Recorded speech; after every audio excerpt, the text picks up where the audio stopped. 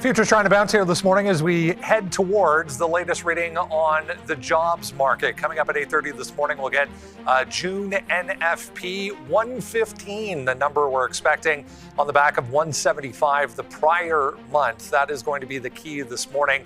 Also want to pay attention to the wage column when that comes out this morning. A lot of people talking about inflation, a lot of people talking about if we start to see that wage average wage tick to the upside, that could be a bad indication for not only inflation, but interest rates going forward, with July potentially on the table here still for possible rate move, at least from Kevin Warsh and the Fed. That's how the market's looking right now. NASDAQ, anyway, back to the upside here after a solid down day yesterday. After cloud got all kinds of messed up, if you want to put it that way. Meta throwing a grenade into the cloud space in a big way. We're trying to get back higher here this morning. It was positive briefly there, coming through to 8:30. We're back downside right now, but absolute monster day yesterday for Meta. Names like CoreWeave, among others, significantly to the downside. We are trying to bounce here back to 85. We're back above 85 right now for CoreWeave and Crew.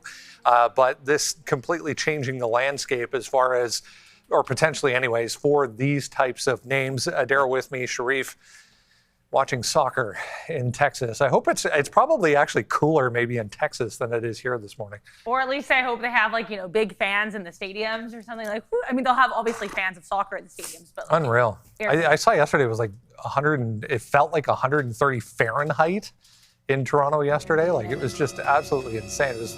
It was 47 Celsius. Or felt like 47 Celsius when I got home yesterday with the humidity. It was insane. It was horrific, honestly. But hopefully this market won't be horrific. Final day of a holiday shortened week, ahead of Independence Day. We have TSLA potentially with these deliveries very likely to come out this morning. We're getting around, different analysts have different averages, but roughly 400,000 vehicles. So not like the worst look that Tesla could have, assuming that it actually comes out what we're expecting here. Other things to watch out for, of course, today. Bending Spoons had an IPO yesterday, did really well in the IPO. They're down 7% this morning, so a little bit of give back there. You mentioned Meta, some other catalysts here for the likes of Google. Apple as well here. Again, potentially trying to get these chips off the blocked list from China here with the Pentagon, so that could be a whole issue, and I have lots to say on that later. But lots of different catalysts here, and actually a lot of catalysts, oddly enough, for, again, like a last day of a holiday shortened week. Yeah. You mentioned this Apple story. It's interesting. We'll get to Tesla here in a second as well. But if you think about from the perspective of if Apple is allowed to buy cheaper memory specifically from China and doesn't have to buy it from the Microns of the world, that's going to add another layer of potential issues for this group going forward, the memory group going forward. But we'll see. Nothing has come from that yet. We'll see if they actually go ahead with that. But yeah, pretty ugly day there for Micron yesterday, as we mentioned, trying to get back to that 1,025 area anyways to start things off here this morning. Yeah, I mean, are Tesla deliveries still a big deal? I don't know. I don't know. I think we're beyond that at this point.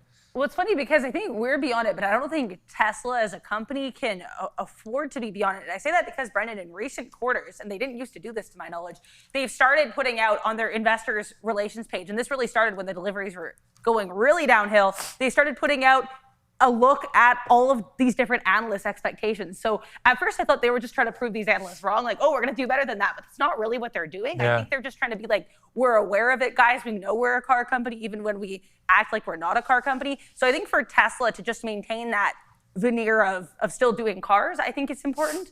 From a trading standpoint, I guess we'll have to wait and see how the market moves. Yeah, I mean, I think we're still, the focus is on the robotics. The focus is on the autonomous angle for Tesla at this point, and looking down the road to that instead of in the rear view to what has happened as far as deliveries. But I mean, here we are, up nicely here this morning, heading towards that potential number again. Coming up at 8:30, we'll get this June non-farm payrolls report. Going to be big on the economic side of things as far as, it's the first look, or the first real look at the jobs market since Warsh has taken over. That's true.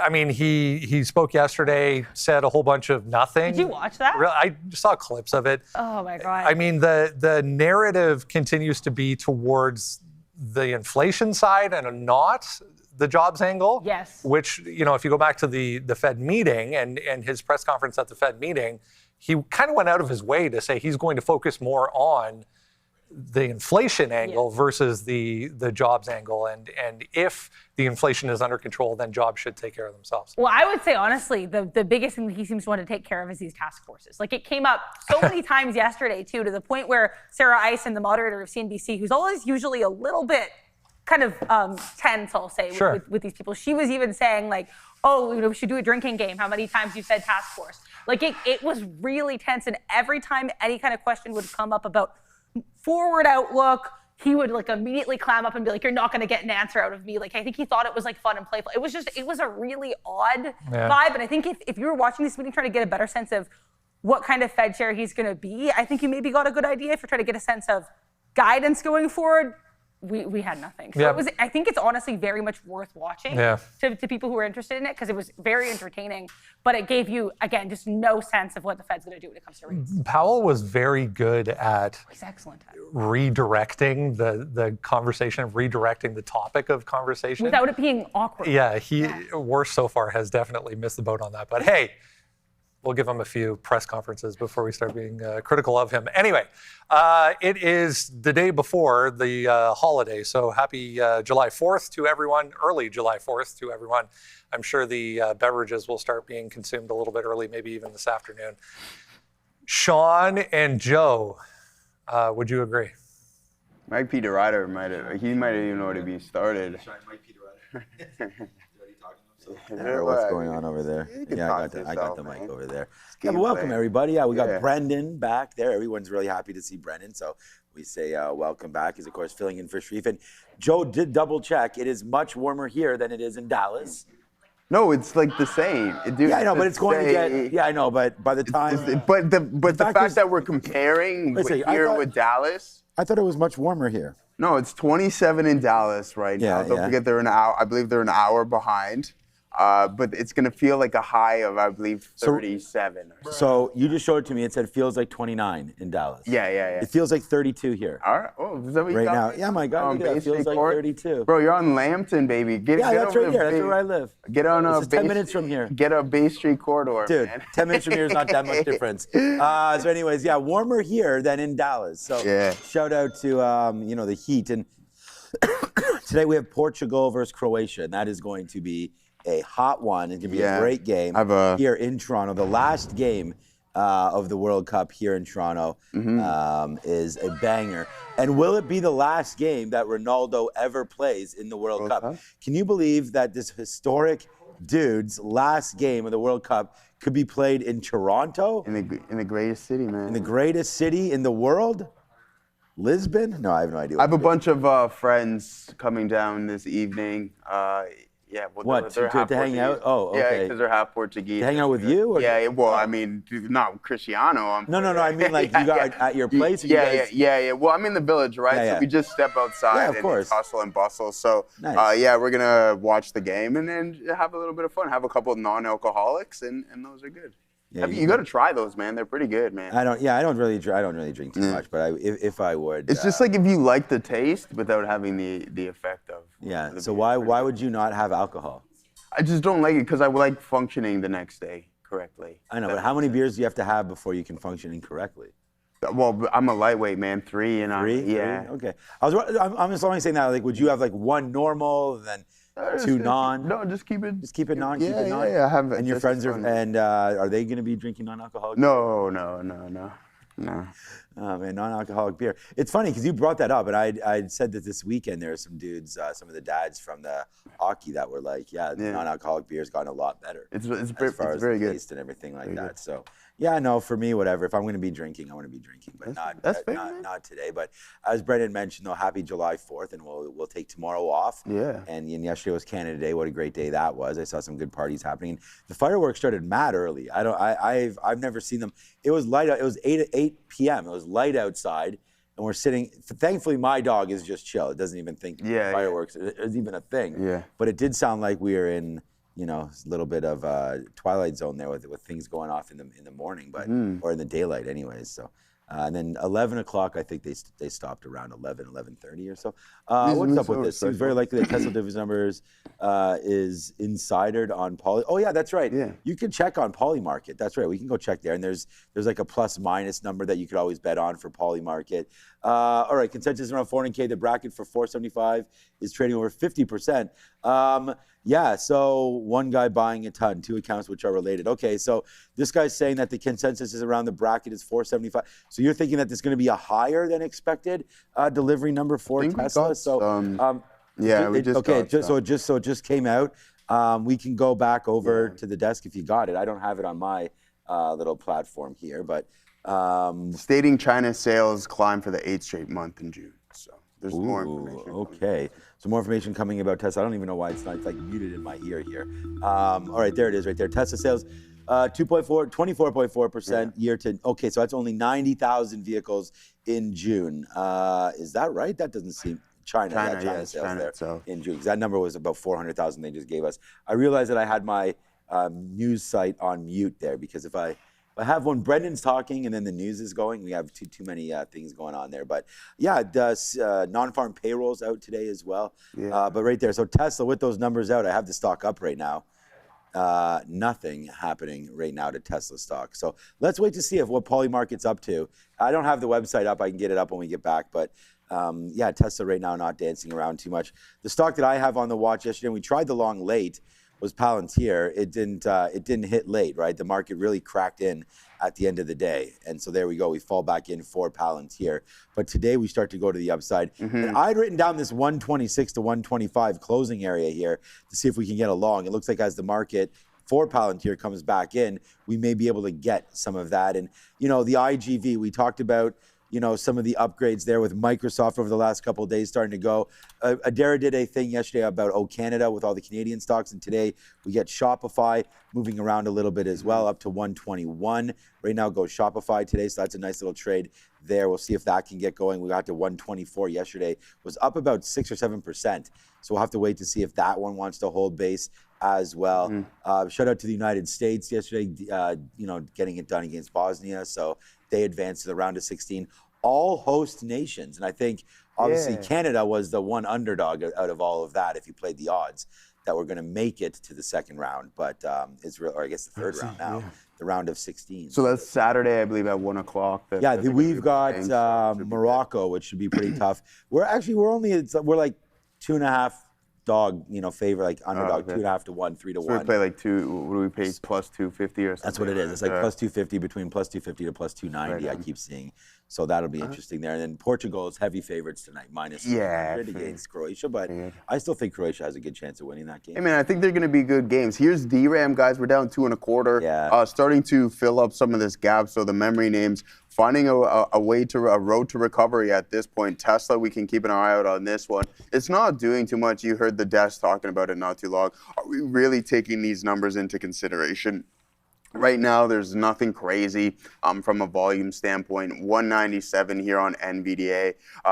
Intel up 1 3/4 here, guys. So not too bad of a look on Intel. I like that one. Filling that gap. Yeah, and we were talking about Meta yesterday and having some great conversations just on the fact of what does this mean for this company at this point. And it's better late than never.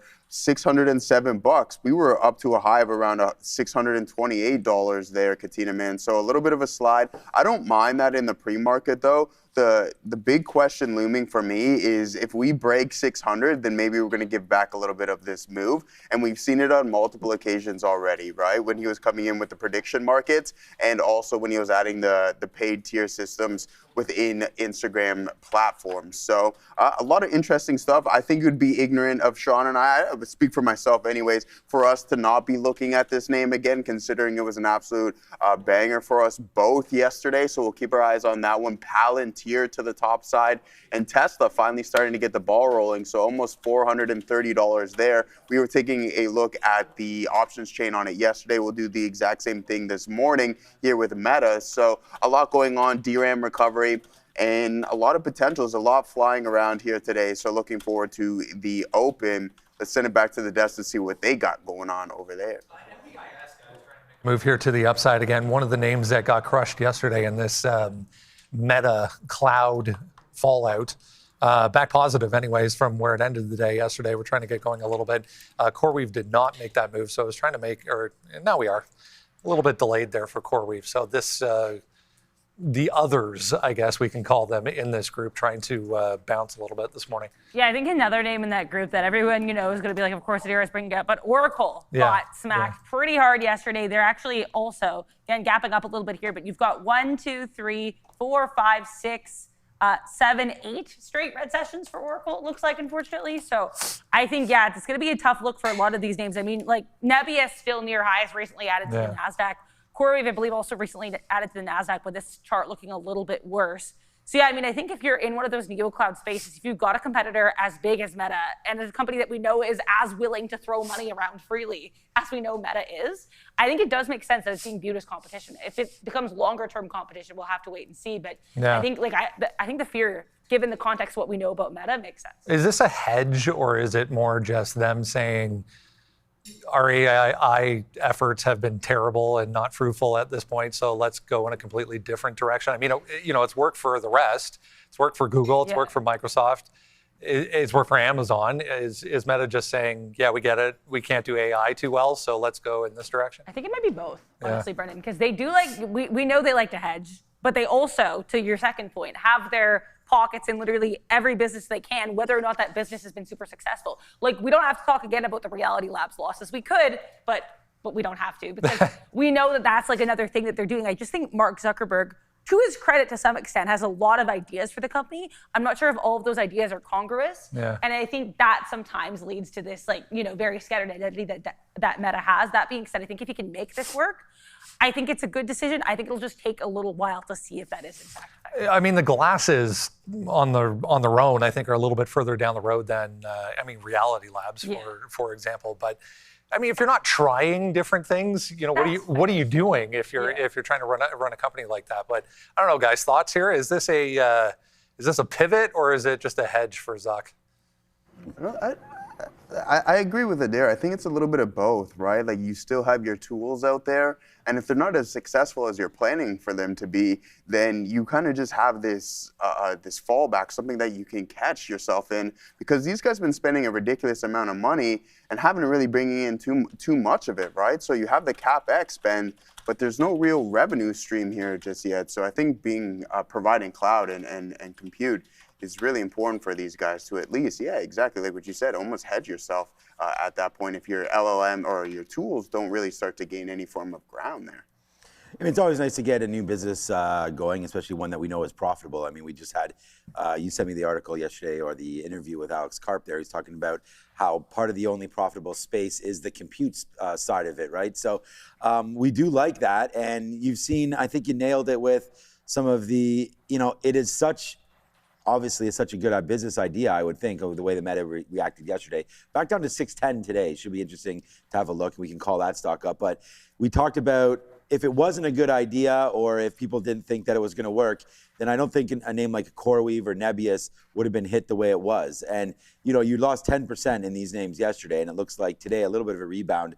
But I still think we go a little lower here in CoreWeave and Nebius. And it's kind of a shame, because as Adira just mentioned, recent additions into the NASDAQ 100 for those names might have been a reason to hold on to them. But now, the elephant in the room has come for their business, and that's going to be Meta. And there's also, just like they turned the switch on, AWS, Google, all these names have already sort of come into this space and started it. So there's going to be a lot of competition. And we talked about that yesterday. The minute you start to monetize something in this way is potentially the time that it may be some oversupply as opposed to the demand. So you're already back, Joe, to where we were yesterday, basically. Like, what's the difference between 603 and 600, where this thing kind of broke out from? Sure, we broke out from here, 560, but unless you knew that news was happening, forget about that whole move. Really, the best you could have bought would have been between, and both you and I were lucky enough to do this, but in between 595 and 600 yesterday. And right now, with the market, the NASDAQ, I was looking at that earlier today, the NASDAQ relatively flat here this morning. I mean, ES up 0.1, NASDAQ up 0.15, and NASDAQ actually getting a little bit of a bump here. Look what Meta's doing when the NASDAQ is doing this. So I wonder if yesterday, and we had seen the same kind of a bump happen in Meta when they announced their pricing tiers and a little bit of a change there for their AI, where they were announcing a subscription model. And that day, I remember Neil and I, we watched that, and we actually had a big win on that day as well. And look what happened. We faded right back in, basically back into the lows again, off of what we all thought was great news. So sure, it's nice. And like you'd said with Darren and Brendan mentioning some of the positives and negatives of the story, at the end of the day, it's coming back in. It was up about 7 or 8% at the end of the day yesterday, I believe. Maybe it was 9. Give it back another 1% here. And then now we just wait for that gap to get filled. And I mean, that's scary to think about that. But for me, a long today, let's write down 595, between 595 to $600. We'll see if we can get that long. I still like the story. I mean, anytime you can go ahead and make a little bit of money, it has to be a good thing. Meta right now, happy for them, happy for shareholders.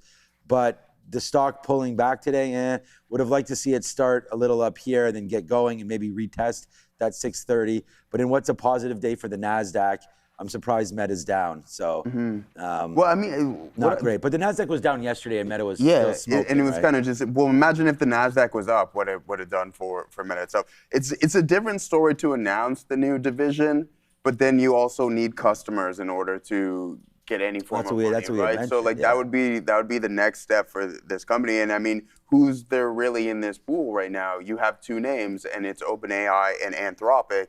So if they don't sign any form of a deal with them, then it's a big nothing burger, and they're just going to be sitting on all this extra compute power. So I mean, hey, it is what it is. Yeah, I mean, I got it on my mind. I'm thinking the exact same thing here, and same with Tesla. So we'll talk about both these names momentarily when we talk some options. So send it back to the desk. All right, a lot to understand. I want to get to this OpenAI story as well, because I don't know. It's interesting from Sam Altman to all of a sudden think, 5% of his company to the government is a positive momentum shift, I guess, after everything that has gone through. But let's recap this first. Coming up in 8 minutes, guys, we'll get June non-farm payrolls. Remember last time, huge blowout number, 172 was the actual print last time. Forecast anywhere from 110 up to 115.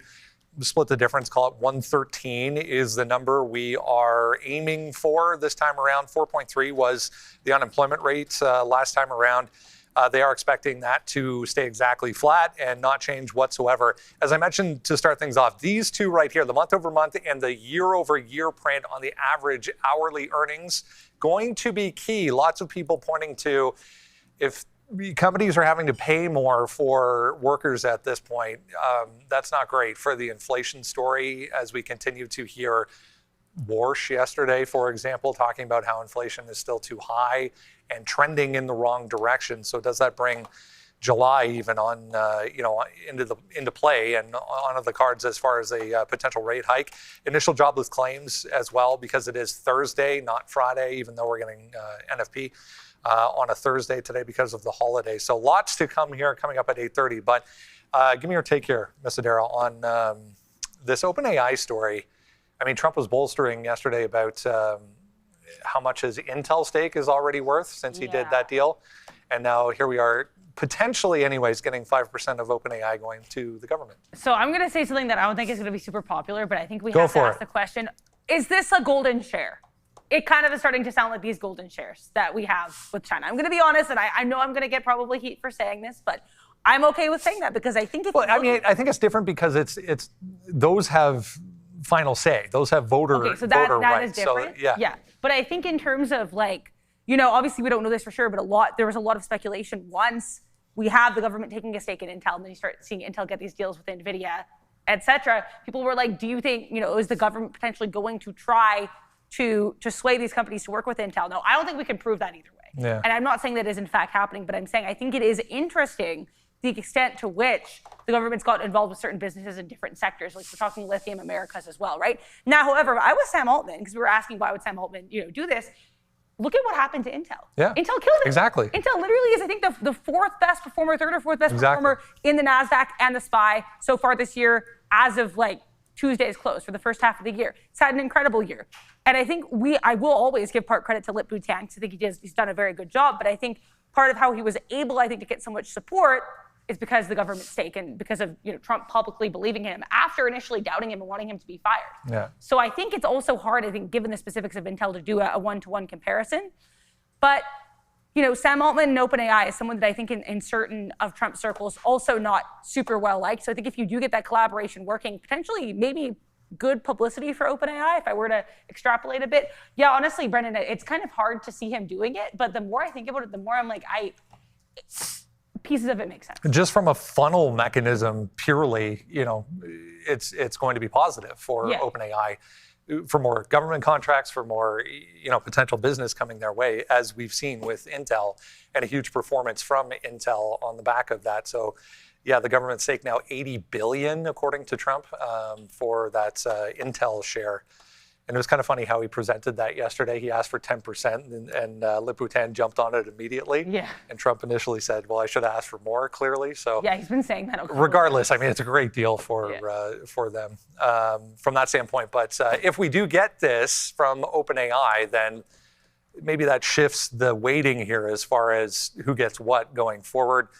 I mean, we all know the backstory of the government and Anthropic at this point. Yes, so and that's dicey. If those are the two heavyweights right now, and then the U.S. government jumps in bed with OpenAI, it changes things. Can I make an argument? So I spend a lot of time in a lot of different sections here of X. You guys know I'm interested in a lot of different stuff. And there are a lot of people who have close ties to the Trump admin who are very, very pro Elon Musk still, even with the Musk and Trump fallout of last year. And they're also very pro Grok and XAI. So now I wonder if this OpenAI thing doesn't work out, and we know that the Trump admin has their issues with Anthropic, I wonder if they go towards XAI, because I think that would be probably the most popular decision for those in his camp, from what I've seen. Amazon already paying, of course, XAI for compute at this point. So yeah, I mean, it makes sense as well. We are, 4 minutes away here, guys, from June non-farm payrolls. Quickly, Neil and Sean.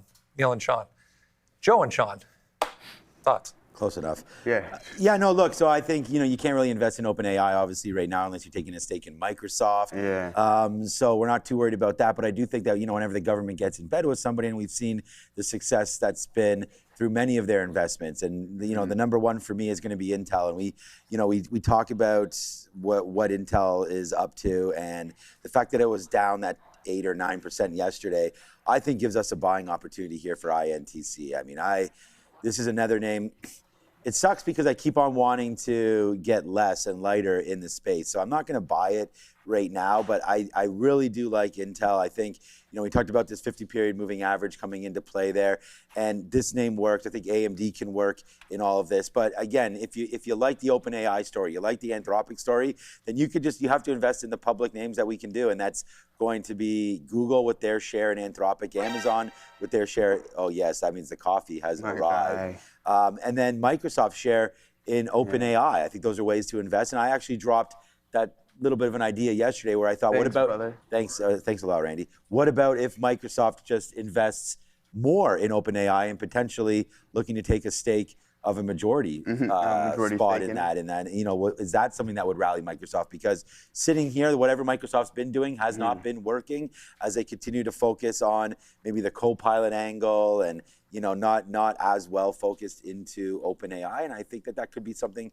that does spark their stock. They were down 17% for the quarter, Microsoft or so, I believe it was, or maybe it was the month. In the quarter alone, but I mean, off the highs, the stock is down still. So I think they just got to do something. They got to change it up, right? We saw Meta give a little bit of a change up there. Yeah. So let's wait to see what happens with OpenAI. And, we still don't have a date for their IPO. It's funny. I'm just reading up here. So I know they were talking about it over there at the desk, but Trump administration, 15% stake in MP Materials, 10% stake in Lithium America, 10% stake in INTC, and I mean in Intel, 6.2% return. So something that they spent roughly, I mean, this investment is worth now $55 billion. 6.2% overall in all of those? No, 6.2 times the investment, right? Exactly. So now it's worth $55 billion, which is absolutely insane.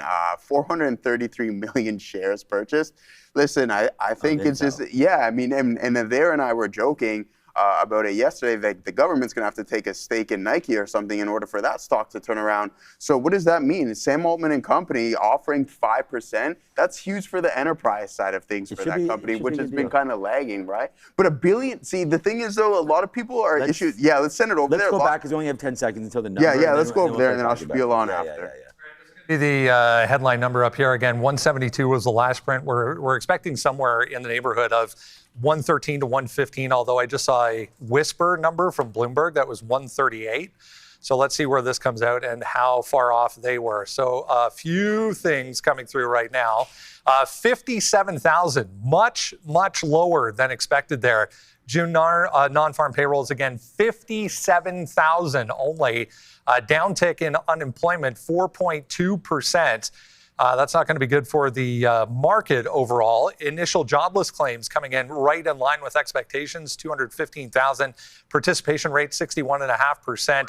This number not good for the market either. Again, I was mentioning the average hourly earnings year over year, 0.1% to the upside. So 3.5% versus 3.4% last time. Yes, it's in line with expectations, but again, it was the month-over-month comparison there that a lot of people were pointing to, saying if we start seeing those wages start to creep higher again, that's not good for inflation. So non-farm payrolls on the private side, 49,000.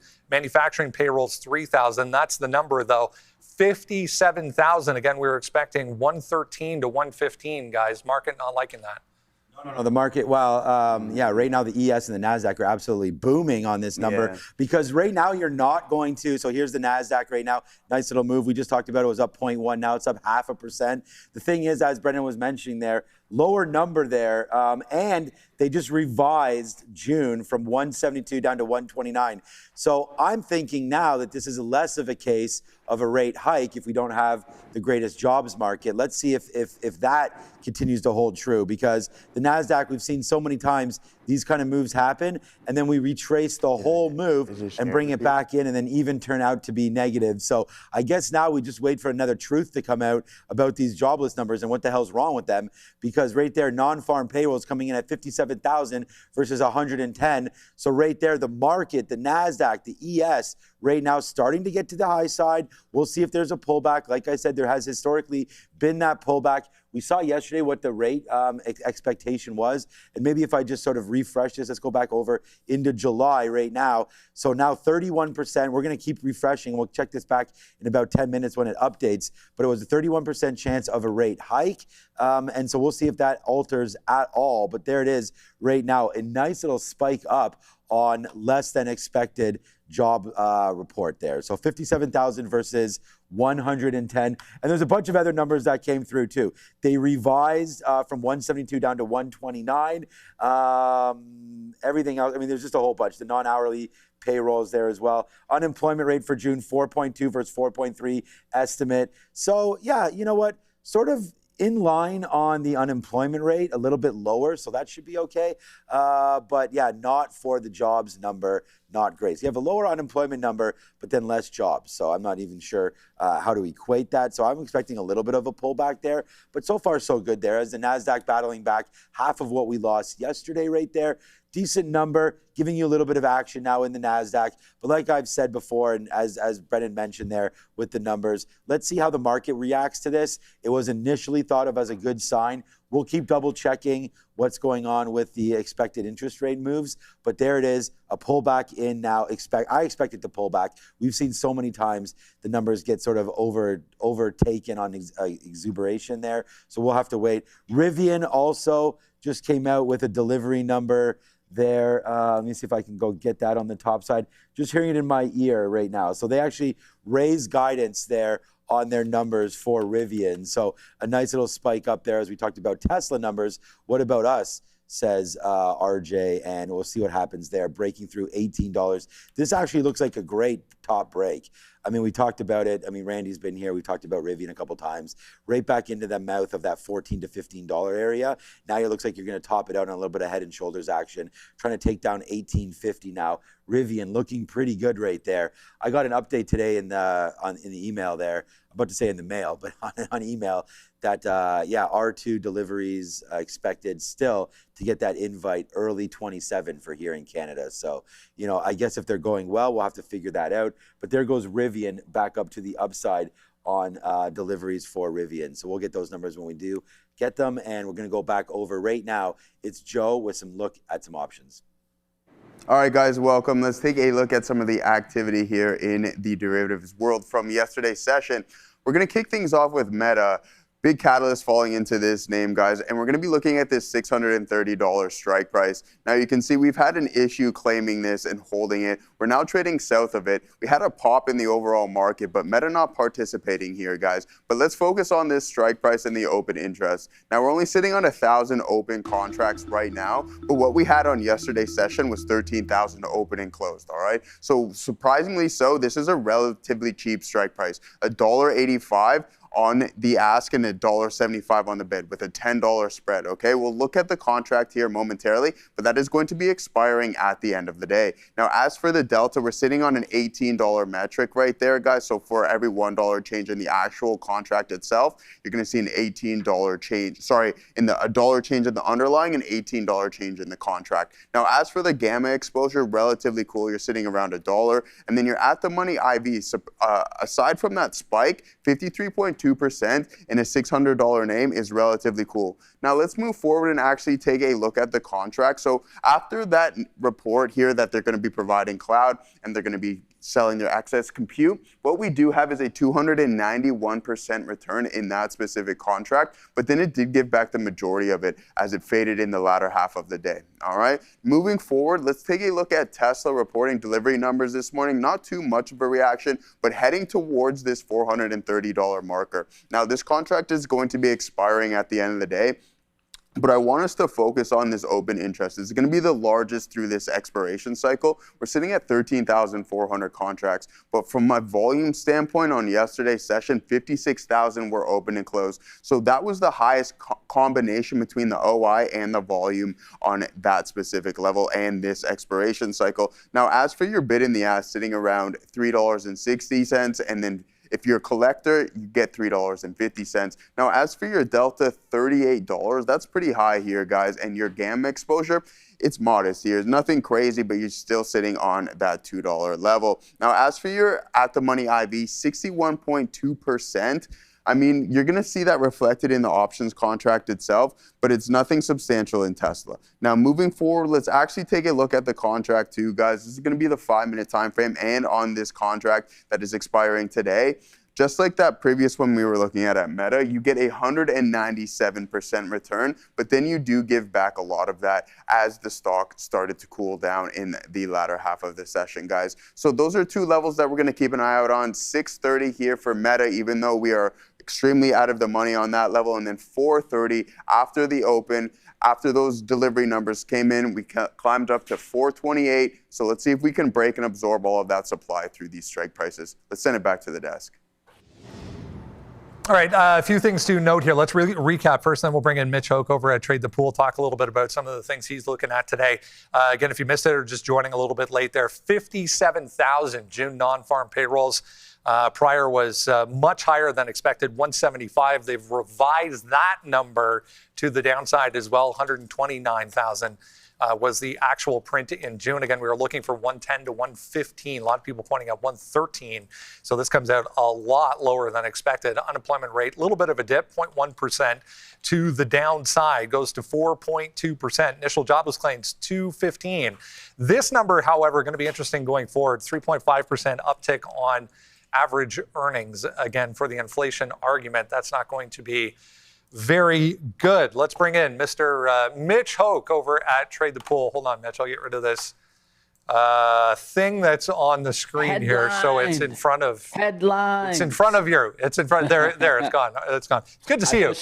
Good to see you. It's been a while. Pushed it down there. You know, how we doing is doing great right now in the market. One of the things that we've been seeing is the piston effect. effect, right? And what I mean by a piston effect, right? It's how it goes, right? As one comes up, the other comes down, right? So we've been seeing this balancing, and it's really the index, right? If you look at it, we're in this symmetrical triangle sideways period, which is a good sign because we're doing this at the top end of the range, right? You guys can clearly see here, and what I'm going to be watching, do we go to the top end of the range today and kind of chop around a little bit further before we get the breakout? This makes perfect sense as a lull comes in before the bigger earnings that are going to start to kick off, right? So we'll look to see us really break out as the new earnings season really kicks off. But right now we're in this chop. So sometimes things change, right? The current environment has changed. If we think about what was trading 3 weeks ago, we were kind of buying and holding,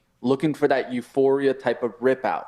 But now you're getting a little bit of a change. It's more sell the rips and buy the dips. So just like yesterday, we got tech to come back down. What did we get on Tuesday? Well, we had tech ripping higher, right? And a lot of people out there, oh, I grabbed those semis, I got it good. Next day, they get stuffed, right? A lot of those traders probably just stopped out yesterday, and then today are looking to get right back in. So we'll be looking to see if we get this tech run right now, and what I'd be looking is for it to get to the top end of that triangle pattern on the Qs. So that could push us back there towards like 738, 739, but doesn't really push us above, let's say, 745s, right? We're not going for a new breakout right now because there's no true catalyst to continue this breakout.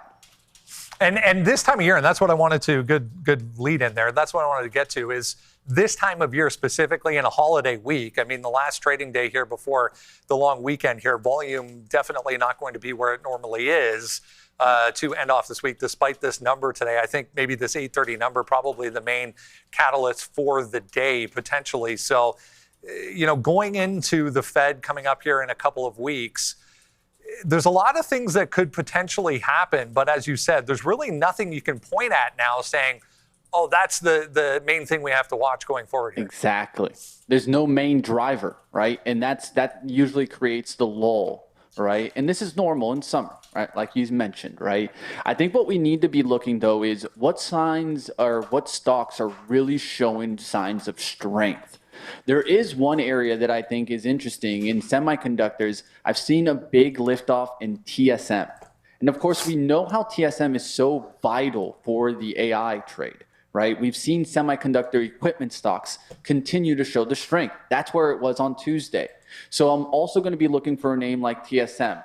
I've been watching TSM for a while now, and I've been seeing it just kind of hang out. And I think it's time for it to have its NVIDIA moment. Of course, I called in the NVIDIA moment for the AMD move, and I think both of these could be having another leg higher here. So look for TSM to potentially get back to the high that it was just recently on Tuesday at 479, and then maybe attempting to break the 480s. I'm not expecting the 500 breakout right now because I'm still expecting some chop. But this is one name that is showing me clear strength and just recently had a pullback to a long-term support line. So the long-term support line runs right underneath this towards that 430 and could continue to create support as TSM looks for another move to the upside. If we look at some of the names that have, kind of tagged along in this narrative since the beginning of the year along this same trade, Meta comes along yesterday, throws a grenade into the cloud space. Give me your thoughts here as far as some of these other options in this area that got hit so hard yesterday. Is there an opportunity there? There's opportunities anywhere where you're seeing that piston effect, right? Where you see a big drive and a quick pullback. This is the mean reversion style trade. So that's exactly where you should be looking at, right? And it's all about that volume type of push too. You'll see a lot of volume coming into these moves and then quick pullback. So Meta would be one to kind of keep an eye out for. Of course, with that news, it's definitely going to help it. I'm watching still to see, of course, the classic tech names that have been strong. KLAC, right, was just recently at the highs. It takes a dump, right? Well, now we could see this kind of come right back, right? Semiconductor equipment names, hardware names, right? Another stock that I really like is Dell. So Dell is a really nice setup. Of course, we recently had the earnings gap. It pushed up, it came back down, has been holding sideways right around this 380, 400 area. And if it takes 440s, 450 here, we could start seeing Dell continue its drive. And of course, it's been a nice AI pick. Of course, you could also look at some of the memory names to see how they bounce back today. Personally, I'm trying to stay away from those, but I do like a name like Dell. I also like different semiconductor equipment names like AMKR. And then you could also be looking into that space. There's a lot of these smaller names too that have been making moves like UCTT. So those are small caps on the semiconductor area, but you're seeing big push. And then of course, energy still remaining an area to kind of continue to look for strength, right? I know that you guys have recently probably seen the big move in GLW, and the optical power area is definitely an area that I'd be looking at. You also saw APH up 6%, but then pull back massively just yesterday, right? Fabrinet is another name I'd give you guys in that space, FN, right? So I do think that we continue to look at these names as potential names that could see a nice lift. And then just an added bonus, a scientific instrument name like COHR, Coherent, is something I'm definitely keeping on the radar. All right. I mean, we're back to highs here, basically for the market, Mitch, as we head to the open here this morning. Give me your top 2 or 3 for today, and just preface that with the simple thought of, is it a less is more kind of idea here going into the long weekend and into next week? Yeah, so I'm watching the TSM. I like it right now. I'm going to be looking to try to drive this back. Like I mentioned, I think it can make a drive towards like 470, 475, maybe even 480s. That's going to be literally one I'll watch right out the gates, right? Another one that I was trading just yesterday, SoFi. SoFi started to get the lift, and I know Sean out there probably smiling. I traded this one on a day trade yesterday, was able to sell the rip into the push above the 1850s, looking for this to break above the 19. So let's see if this can break that 19 and start a new rally in SoFi. So what you want to be thinking about in SoFi here, and the stories that's starting to develop, right, is the underworkings of the coins and kind of the digital dollar, that kind of mention. Look into that. You'll start to see bigger focus from the neobanks, and SoFi trying to be a leader here is something that I'd really focus in on. Of course, you might be hearing more mentioned from that as we pass July 4th. So who knows where SoFi is by the time we come back on Monday. So I like SoFi here. I'll be watching to see if the financials can kick off again. But again, one of the concerning things is the piston effect, right? Yesterday, financials were on the lift. Today, they could have that sideways or slow down day. So I'll be looking at it, but like always, watch for the piston effect. If we do get, for some reason, an adjustment to tech, and then you start to see where it's just a quick move in tech to the upside, and then as the day comes, it starts to drift back, that's when you can start to look at different trades, right? You can go to your defensive trades. There has been some stocks that have been doing pretty good lifts off there, like ELF, or maybe you're looking into a HIMS. HIMS has been doing really well. It's been adjusted and kind of shifted over towards more of a personal products, and it's being viewed as more of a value trade there. So that's actually been doing really well. Big trade that I was in just yesterday was AUR. That was looking for more LiDAR trades to the upside. Ouster has been trade that I've been trading to the upside. That's another one that just went a little bit sideways yesterday, but we'll see if it can continue making runs. Mobileye. The list can continue, man. The fun part is there's tons of trades when we're getting this type of piston effect, right? Where what you need to be doing is staying really nimble and going with the strengths. You guys know, really my bread and butter is swing trading, right? And so when I've been talking about right now is 1 to 2 day swings, not really necessarily looking for a week or 3 day kind of momentum rallies, right? You're kind of selling into the range, into the resistance versus looking for the breakout. So when you get those big momentum pushes right now in a sideways tape index, it's great to take that gift and just sell it. You'll feel a lot better when you see the piston effect come right back down. And then it gives you the opportunity to not fear tech like some are fearing tech today because they got washed out the prior day. Great approach going into the long weekend. We come back on Monday, as you mentioned, heading into earnings season as well. That's going to be a whole another conversation, and then the Fed as well, the next major catalyst. Always That's lots of great stuff.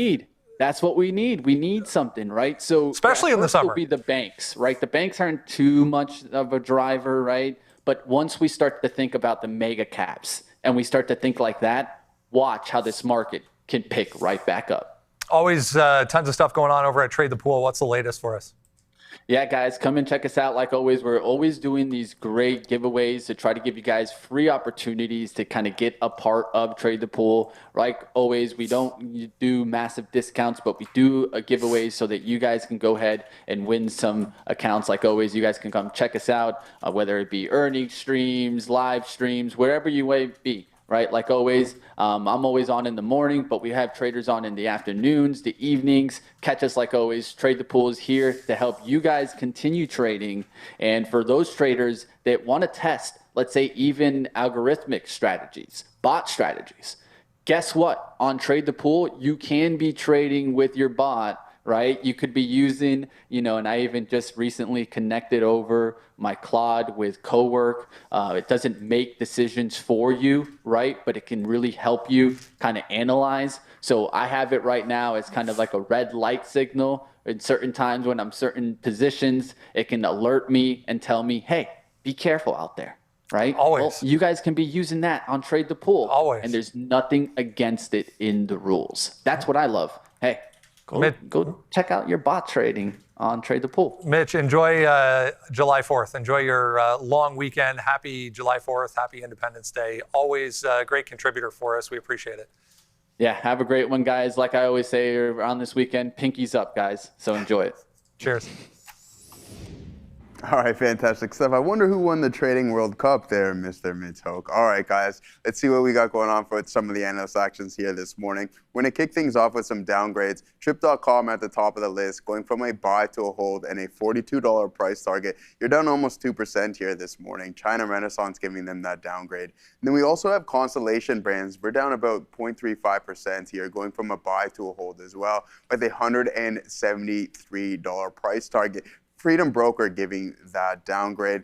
Now, as for SkyWest, guys were down 1.5% here this morning, and $108 price target. That's down from $126. Also going from a buy to a neutral weight from Goldman Sachs. Now, Agent Inc. also down 4.75% here, guys, going from a buy to a neutral and a $6.50 price target. That is down from $10.25. DA Davidson giving them that downgrade.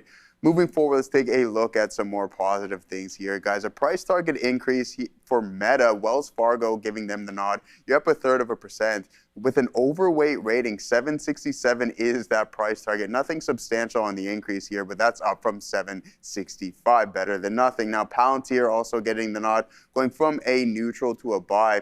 We're up 3% this morning, and a $175 target. That is up from $165 at DA Davidson.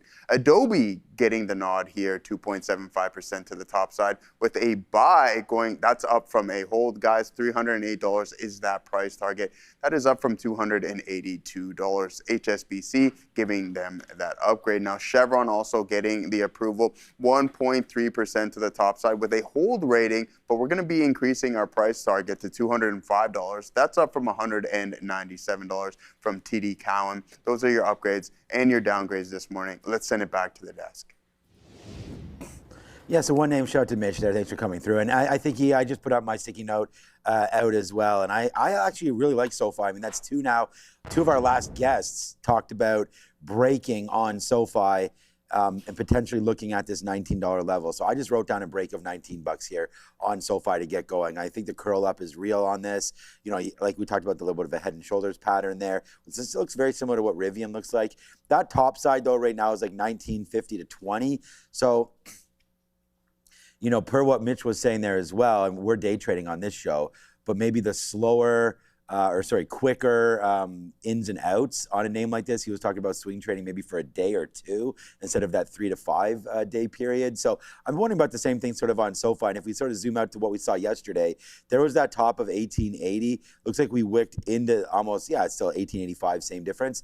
I was looking at if we do break that top, and look, it's not, you have to go back a little bit further to see some kind of levels there, and that was more Rivian that was looking to break the top. But right into there, let's just see what we can wind up doing at yesterday's high. It's up 1.63%. You see Bitcoin starting to go again a little bit here.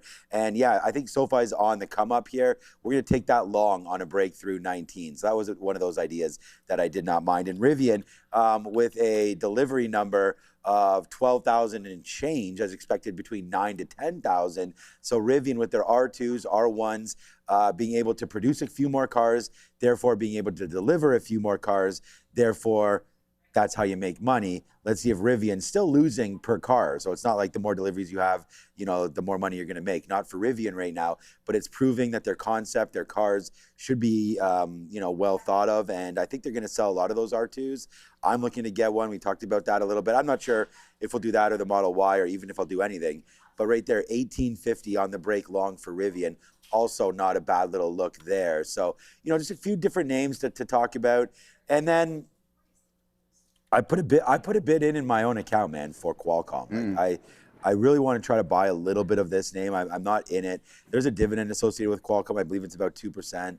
So one of the higher ones, if you're going to do anything in this space and looking for a dividend, Qualcomm would be one that we're looking at. So that's a decent area, I think, to try to get long on some dip buys. We talked about that. Mitch talked about that whole piston effect, you know, up and down and sort of reacting to each other. We'll have to wait to see if Qualcomm finally gets that buzz going. And yesterday they had that story in the middle of the day where Elon was talking about people thought SpaceX was building off that Dragonfly AI chip, and then the tweet came moments later that said utterly false. And I remember Adara brought that to us for Qualcomm yesterday. So there was a huge move higher with volume, and then not huge, what am I saying? 183 to 191. So not a big move, but a decent one there, $10. And then it pulled all the way back in and then closes near the lows. So we'll wait to see if Qualcomm has any action behind it. But yeah, I wrote down SoFi. It's going to be a top trade for me, hopefully today, if it does break that 19. And then we like Palantir down here as well. We're going to get through the rundown momentarily, but that's this name will be on it. So we'll wait to see if 128 winds up holding. I wrote down 126, yesterday's closing price there for Palantir. But yeah, the names are moving right now, like Micron starting to go. And I don't, you know, the thing about it is we saw SNDK. Look what Micron's been doing this AM so far. We touched down to $1,000 again, and then the move back to 1,070. Like, how quick was that spike right back to the upside there for Micron? And maybe we're just getting into some levels of support now. We've seen $1,000 a couple times. It was sort of the gap fill there up to 1,250, pull back into $1,000. Last time it ripped back up into 1,200 the last time we made that move down. And now we'll see if we can hold one more time there for Micron. And then SanDisk also having themselves a decent morning today as well as the NASDAQ. Remember what we talked about when that non-farm payrolls number came out? And I was like, hey, man, it looks like we're just going to get right back in to the same levels again. Well, there it is. There's the whole move up, and here's the whole give up right back in. There's the big spike on NFP. Looks like we're right back to where we were as if that didn't even exist. So I think there's a push and pull with that, right? I mean, does it mean that the rates, it's here. We said we would look at the rates. It was 31% chance. And so let's just refresh this. Ooh, wow. That's one of the most dramatic moves I've ever seen in 20 minutes. Neil and I sometimes, you know, Brendan and Dara Sharif, they'll drop the numbers to us and then we'll go back and we'll see what's going on. That rate hike went from 31% yesterday to 17% today of a chance. It's cut in half. You know, on just that non-farm payrolls number. So the market. But I mean, Sean, we've seen these pops get faded before on previous reports. No, but you know what I mean? that's what I'm saying. That's why we called it. Yeah, exactly. As soon as I seen the market went higher, I'm like, okay, watch out for the fade. Yeah, we're coming right back in. Exactly. But we don't see the number get changed like that on the expectation. So that was a quick change. So now it's looking less and less like July will be that rate hike. And then now we focus on, okay, as Brendan had said, if those numbers are weaker, if the jobs numbers are weaker, that can't be great for the economy. I mean, I think we can, associate those two things together. So once that starts to become realistic, the market is not always the forward look into the economy that people think it is. I mean, just because Micron is going higher, SanDisk is going higher, and Intel and this whole chip race is happening, that doesn't mean that there's not underlying problems. And now we get a revision from 172 back to what was it, 120 or something, or 150. So you're getting some revisions back lower for the jobs. Then you get a weaker number coming through. It's not great. It's not great for that aspect. And, you know, it's nice to see oil coming back in a little bit. Some of the prices at the pump, you know, serving themselves a little bit better. But you know what, Joe? What's that, brother? You know what might have sniffed this all out? I mean, Walmart. You know, if you're going to have weaker jobs numbers, you're going to have people potentially at threat of jobs. You know, the retail space, we've seen Costco getting hit recently. Walmart is on what a heater to the downside right now. Yeah. Walmart's 121. 1, 2, 3, 4, 5, 6, 7 down days and breaking all kind of levels right now on Walmart. And not to pick on Walmart, I mean, we talked about Costco as well, and looking to see what's happened to them, right? It's very similar. It might even be more of a downturn on a name like Costco. Yeah. Are people able to go ahead and pay that $120 I'm going to call it now, though. Year, sorry. I'm going to call it now. Potential bottom here in Walmart.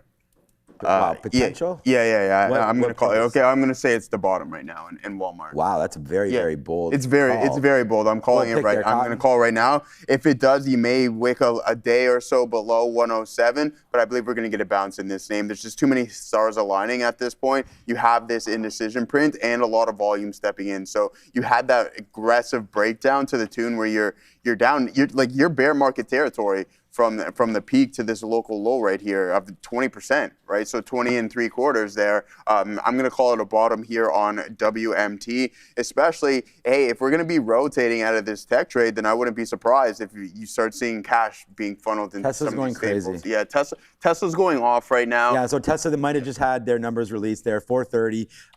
We'll wait to see if they got it in the back, but it's a nice move right there, 429 up to 437, 438. So either the leak is on. We did get a nice move there in Rivian on better than expected deliveries for Rivian. They're raising 2026 delivery forecast. Okay, so here we go, man. It's Tesla time. I mean, that came out a while ago, but. Okay, well, it's starting to go right now, so we'll have to see what's going on. Lucid also announced their production, LCID. We can have a quick look to see what they're doing. Probably absolutely nothing. This one reverse split. This stock is 60 cents, man. They split 10 to 1 not too long ago. So what this stock is doing is nothing and getting hit. But yeah, it's Tesla right now. I don't see them on the Benzinga platform here, but maybe there is something going to come out. But there goes Tesla right there. Nice little move to the high side on a little bit of a pickup in volume, right? Right there. So not too much volume, but there goes the spike up there now in Tesla. But just as we were talking about it, and thanks to John and everybody in the chat there. I gotta, every time I see something like this, I gotta highlight it. Great advice there. The market has a mind of its own. So yeah, I mean, we can sit here and look and, talk about what the market's actually doing. Yeah, well, look at the TSX compared to the Canadian economy. Yeah, and that's what Brendan actually made a point about that with me one time before. It's like we were talking about in Canada and sort of how things aren't necessarily going the right way for us here. But the TSX. And then I was like, well, look at the TSX, right? But the thing is that, to Brendan's point, not everybody's invested in all of the names that are starting to pop up here. Not everybody's invested in the stock market, period. So what we actually have to worry about is the common man and woman. And honestly, if the economy is going to fall on its face and oil and gas and all these expenditures are going to continue to get more and more expensive for the average person, it's not a great look. It's not at all. Especially when you're looking for jobs and you're going to be, and there's nothing wrong with it, but there's a lot of Uber and a lot of sort of this gig economy workers out there. Yeah. Those are great jobs. Look, they're great jobs to pay the bill, but everyone's looking for that career and that bigger move. And I have a son right now that's out there looking for work. And, and I think it's not the easiest. It's not the easiest. It's not the easiest environment right now. And he's in AI and all that kind of stuff as well. So there it is right there. So bang. Yeah. Who gave that number? There was that insider buying. We had that super chat from before, and they were talking about how the number was supposed to be 400 or so, which is exactly what Brendan and the headline just put up there. 400,000, they get 480. Mm-hmm. Someone said on Polymarket that someone was really hammering that 475 long. So right there's 480. That 475 bangs it out again. So don't tell me that Polymarket and Kalshi, there's not some insiders on there. I'm not going to use 1,000%. I'm not going to talk about the administration or anything like that, because there's a lot of stuff about, and my kinsake, my son, his name's Baron as well, but there's been some talk about those kind of names actively trading in the Polymarket zone. But there comes Tesla. Hey, what is it? A non-farm payroll number? Yeah, Tesla goes up and then comes right back in again on those delivery numbers. So, hey guys in the back, it looks like it's a pretty strong number there. for Tesla, but the market not really rewarding it right now, back into 430 on TSLA. Yeah, here's the breakdown. If you want to jump into this, Andre, real quick. 442,936 was the Model 3 and Model Y. That's on the production side. And then 467,762 was the actual delivery number. And then they just classify everything else as other now because they don't have the other models anymore after they stopped the S and the X in total. So other, model. It's everything else, like the semi, everything else is in other now. So 481,226. Total production 451,758, as you were just saying to me. That's a huge beat. Yeah, and I already updated this visual here, and this will get posted later today. But as you can see, Brendan, it's kind of been more zigzaggy as of late in terms of like the two main models, the Model Y and the Model 3, this growth. But we're back at levels we haven't seen since it looks like Q2 2025. So nice improvement there. A couple quarters of slump right now. Sorry, Q3 2025. So it's been a couple quarters since we've been here. We still have yet to crack that 500,000 level here for deliveries in recent quarters. Let's see if we can do that maybe with Q3 26. But solid quarter here when it comes to deliveries. All right, lots of other great stuff to know. If you are just joining, let's jump into everything that we need to get to this morning on the watch list if you haven't done so yet. Below right now in the description is the link to the watch list. If you haven't done so, grab that. It's absolutely free, comes right to your inbox every single morning. All you have to do is enter your email address. Let's start with some of these memory names. Again, Meta was a absolute monster yesterday when they came out and said they were throwing their hat into the cloud space. Everything else in that group, not so much. Even Google, I saw, had a bit of a move to the downside, which I'm a little bit surprised. Nowhere near, what some of the other ones did. I mean, you mentioned Oracle and the CoreWeaves of the world getting absolutely crushed. So Meta trying to get back to the upside right now after a bit of a down move here early on. Yeah, I mean, I think in terms of some of these neo cloud names, and we've mentioned this a little bit earlier, I think we're going to have to kind of wait and see, I guess, the extent to which this Meta cloud business actually happens. Now, what's interesting is apparently they did respond to Bloomberg, who again reported that Meta is going to be starting this cloud business. They can sell compute. Meta declined to comment. And I find usually if a company declines to comment, that could maybe lend some credence to it actually is a thing that they're just not ready to announce yet. But yeah, it'll be interesting. It feels like they're maybe late to the game on this. So we'll have to wait and see what kind of competition they could actually pose. But they're also going to be facing competition from the likes of, as you mentioned here, Brendan, Google, Microsoft, Amazon. There are already so many fierce cloud competitors. And we've talked about Azure growth. I wouldn't say slowing, but I would certainly say stagnating. I guess that's the same as slowing, but it's just kind of, consistently at that 40% year-over-year growth. So they're already kind of facing an issue where they're struggling to continue to re-accelerate that growth. I wonder if this is the right time for Meta to do what it's doing here. I still, going back to my earlier comment, I think it's more of are they just saying we're not really great at AI, so let's try a different angle here just to hedge our bets a little bit, which is, give them credit. I mean, Zuck is known for trying a whole bunch of things and then, going in the direction of what seems to stick. So holding most of these gains, though, guys, from yesterday. Nebius getting smoked 11% yesterday as well, too. I've been saying that literally when you've seen Meta report and they're going to be increasing their CapEx quarter over quarter, year over year, you're seeing this $150 billion in capital expenditure, but you have no cloud provider. I've been talking about this for months. It just didn't make sense. And all your other major competitors, obviously the Google Clouds, the Amazon Web Services, and the Azures of the world have that feature, and you don't. It just didn't make any sense to me. Brandon, I agree 100% with you. They're not that great at AI. They need to find a way to make some money and justify this capital expenditure. Adara, you as well. I believe they're a little bit late to the dance, but it's better late than never, to be honest with you, instead of just having this excess compute and not being able to do anything with it. So I think the number one question right now is who are going to be your customers, and it's a very, very small pool. Anthropic and OpenAI, they need to sign a deal. It's one thing to start this segment, but then it's another thing to obtain customers. So I mean, it's a step in the right direction. I'm not going to complain about it, especially as a shareholder. I like it. I think they should have done it a long time ago, but it is what it is. So let's see if they can get some customers and sign a deal with Anthropic. Yeah, look, for me on Meta, we really hit it yesterday around the $600 level, and I think that's going to be another one to look at. Whether or not you agree with what this compute's going to mean for them and what this is another business model that they're trying to get involved with, I think it's a positive turn for Meta. I don't know if it's going to solve, the whole problem of they still have too many overhangs, like the protectionism and, should kids have an Instagram account? Should they not? And, as you go back and forth there with some of there's still like some bots and everything that's on Instagram and on Facebook. And we do like the WhatsApp aspect of it as well. And I think that there's some monetization aspects there for Instagram that could happen. I'm not excited about the glasses or Oculus or anything like that. I just don't really think that that's moving the needle, right? I mean, this is a high, then we got a lower high, then we got a lower high, then we got a lower high, then we got a lower high. So, I mean, it's just, it keeps on failing.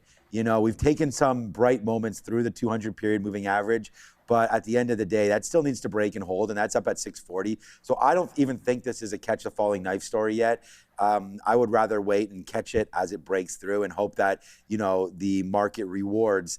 Either we have to wait for next earnings to see if there is more CapEx spend and where their money is coming from.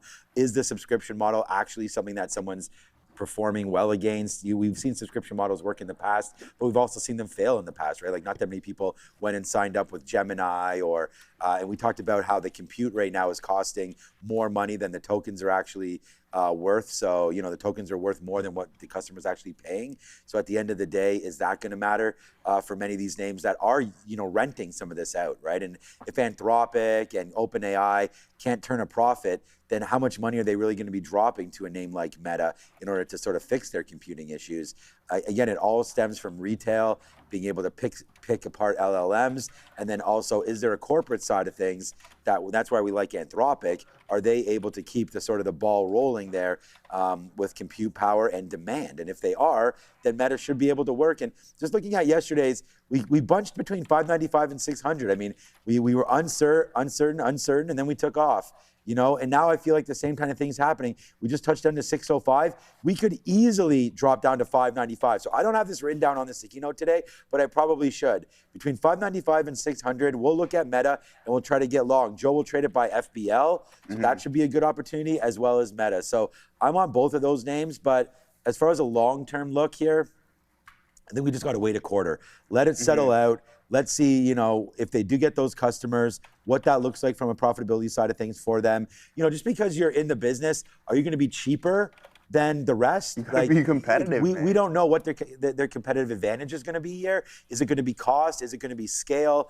I don't really know what Meta's plan is as far as their competitive advantage over an AWS or anybody else in the space, Google, CoreWeave, Nebius, things like that. Why go to Meta instead of the others? And I think that that's a question that we'll see on earnings. You have to remain competitive, right? Yeah. Like, what are you going to do? You're going to have to offer something at a discount, and you know what that means, right? I talk about this all the time. If you're really giving things at a discount, it's going to hurt your margins. And you already have a company like CoreWeave and the Oracles of the world who are like establishing this AI infrastructure.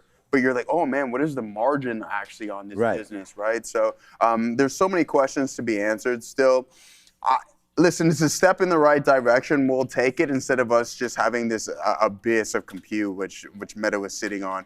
Hey, Super Intelligence Lab giving Alexander Wang and whoever's in that division itself hundreds of millions of dollars, coming out with MuSpark. It's been an epic fail so far, in my opinion. Reality Labs from day one has been a net loss for the company, and it's unfortunate. Let's see if they can start to turn things around. Let's talk Palantir with Alex Karp on CNBC yesterday.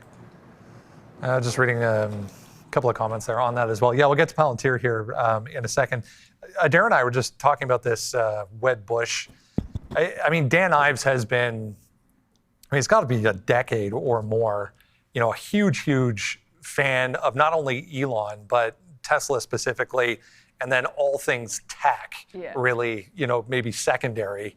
But Dan Ives leaving Wedbush. Yeah, after 8 years. Yeah, to move on to what he's calling other opportunities in the banking sector. So he does so with betting big on SpaceX, however, calling it a buy, initiating coverage, some price targets, but on the way out the door saying still buy everything Elon. But that's a bit of a shock. Yeah, there was that $190 price target and buy rating on SpaceX yesterday. But so it's pretty interesting here too, Brendan. In a way, it kind of makes sense he's pivoting to tech. We know he has that IVES ETF. That was a whole thing. But yeah, so the banking pivot almost makes sense. But you and I were saying off camera, I feel like this could actually significantly impact a lot of the Wedbush ratings on the stocks that he covered because he was so relentlessly, aggressively, whatever word you want to use, bullish. I have a feeling there are very few analysts that are going to match this level of enthusiasm from these companies. So I think this will be a really interesting shift once you start seeing these Wedbush ratings come in that aren't from IVES. But was it impactful? I mean, everyone, as you said, everyone got to a point where they just knew what he was going to say regardless. So is it actually impactful at that point? Well, we'll find out. We'll find out, I guess, as whoever takes the helm at Wedbush comes out with their first rating. But let's talk about Palantir here. Big day yesterday, continuation here this morning. Yeah, so Palantir, let's talk about it here, guys. D.A. Davidson giving this one an upgrade, raising their price target from 165 to 175, raising the rating here from neutral to buy. Apparently, they're saying that their strong profit growth has made their valuation more attractive. They also said that it reinforces their competitive position, as they put it, in AI software. They think that the AI orchestration platform from Palantir can actually give customers more flexibility to switch between models as they need it or as they so choose, and it also makes them less dependent on one single provider. So that's look here for Palantir. I know there's been a lot of talk about Alex Karp was on CNBC yesterday. For whatever that's worth, I didn't really see any headlines from that. I know Joe, I think, watched that. People have been talking about it. But yeah, I mean, maybe that added to the enthusiasm. The exact, I think, direct reflect in the market potentially remains to be seen. But there was that move up yesterday in Palantir, even despite, Brendan, a negative headline coming out of Spain saying that they don't want any of their government or like other entities at all, like any public entities using Palantir. They have security concerns. They don't need Spain. Palantir is still firmly, however, in this downtrend, guys, on a higher time frame. I have Palantir written down here. Yeah, I mean, that is part of the problem, but it is a nice little rebound for Palantir. I mean, off that $100 mark, I don't know if anybody was waiting for that to happen, but it got into 105, and then now we're trying to break back above the 50-period moving average, but you're running into a pretty big level here of 130 where, you know, it was held until it wasn't, and when we broke that, that was a pretty dramatic 25% move down, right? I mean, you went from 130 down to 107 there, and it was just not, I guess, a 20% move down. Was not well received, and basically 20% down in a week. Now you're back up that 20% in a week. So this is definitely that sort of effect here where it can complete V-shaped recovery. But the good news is I still like the stock at these levels. I mean, I think a pullback into yesterday's close, I mean, let's get this stock going. I mean, the market yesterday was down. It was down over 1%, and Palantir was looking like this. And if it wasn't for the weak close in the market, and you guys know we tried to run Palantir long right about there, and we got out when it failed, so that was good. And that turned out to be a great call because of where we wound up closing into. But there was a market sell imbalance yesterday on Palantir. It did get kicked down into that $3 or $4 basically, 128, well, down to 125, $3 right there at the end of the day. Now today it's like right back up. So I always feel like whenever you're doing this kind of action, you know, we saw Palantir last couple of days off the open, downside, downside, downside. Yesterday off the open, right? Starts here, does come back into about 120, and then absolutely takes off once that bell rings, and then we get going. So, you know, looking to break pre-market high yesterday was 120 to 121, and we took off. So today the pre-market high is 131. Whether or not we take that right off the open or not, I don't think I'm going to punch it. But now with the market fading back in, Tesla's fading back, the NASDAQ is still positive. Let's see if it holds view up. I'm going to wait for yesterday's closing area. I wrote down on the note today between 125 to 126, and that might be a little too low. But I was looking for a level, Joe, that could be something. So 128 has held here in the pre-market. So now that we're up to 129.50, we only have 13 minutes to go. We'll wait to see what the imbalances are. I think we can sort of up our level into 128, but this is not one that I'm going to sit on and wait for. If it does come around and dance in this area, then we could take the long off the 200-period moving average. So, you know, looking for strength. If it's going to be an up day in the market, Palantir's already up 3%. Let's see if it fades back on a little bit of indecision, and then we want to take the stock to rip higher. So Palantir today, definitely on the watch there. We had Alex Karp on some sort of a show yesterday, and we'll wait to see if that sort of holds true. He was sort of talking about the compute power and the fact that you want to be the one, the customer, you know, we want to be the ones holding all the language, all the data right? And their platform allows you to put the inputs in and spit out the results and keep your information attached to your organization. Every time you're using these other LLMs, all you're simply doing is giving it more of your information so they can use that to help others, to help build their LLMs. That's not what Palantir is all about, and that's why they have the government contracts, they have the security side of things. So I like Palantir, and I think that as long as we can get it back up into that 150 area, then and holds, meaning it has to break through this 50 period, get going, retest this 200. I do think there's an upside here for PLTR, and I think it's already started. So let's see what we do today on a day 2. Yesterday was a big day. Can we hold those gains? I think we can. I'm a buyer down here around 126. Yeah, I mean, he was on the show yesterday, not this one, that is, and first thing he said was, all right, I got to tame myself here in respects to Jensen and company, then proceeded to bash Dario and Sam Altman. Why? Because look what happened to his stock. SaaSmageddon, his stock is still drastically affected. And then if we're speaking of Dan Ives leaving, he calls this the Messier AI, but it's not even in the top 10% of its holdings of the ETF, right? Like, we're at the top of the list is AMD, then you go through all of the names, and it's not in the top 10 holdings. So, I mean, listen, I have no issues with Karp himself. I actually like him. The stock has been beaten to a pulp to the tune of down more than 50% off of its highs. Now finding somewhat of a recovery. But as for this name, listen, I agree with what he had to say. He said, you're just paying these large companies your money and then also giving them your IP as well, which didn't make any sense. And you can see he was starting to get a little bit heated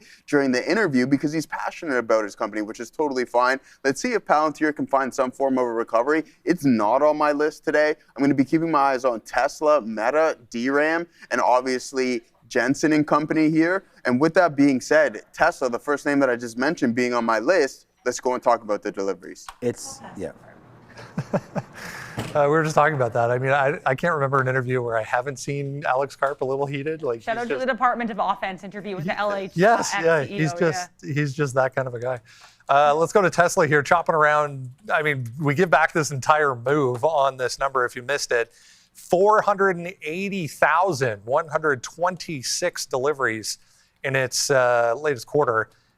Much above or much higher than expected. What was it, 390 or something like that was the expectation? I think the average on Tesla, I think the Bloomberg average was 396,000. Tesla's average, which they compiled from a whole bunch of estimates from analysts, they put it on their website. That was about 406,000, Brendan. So regardless of where you slice it, they massively, massively beat.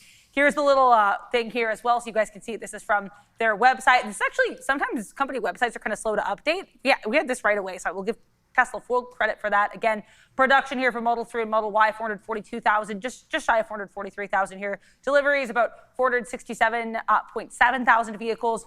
Other models here, you've got production of just under 10,000 vehicles, which is more or less what you expect. The other models category, obviously a little bit smaller now than it was previously with some models being shelved.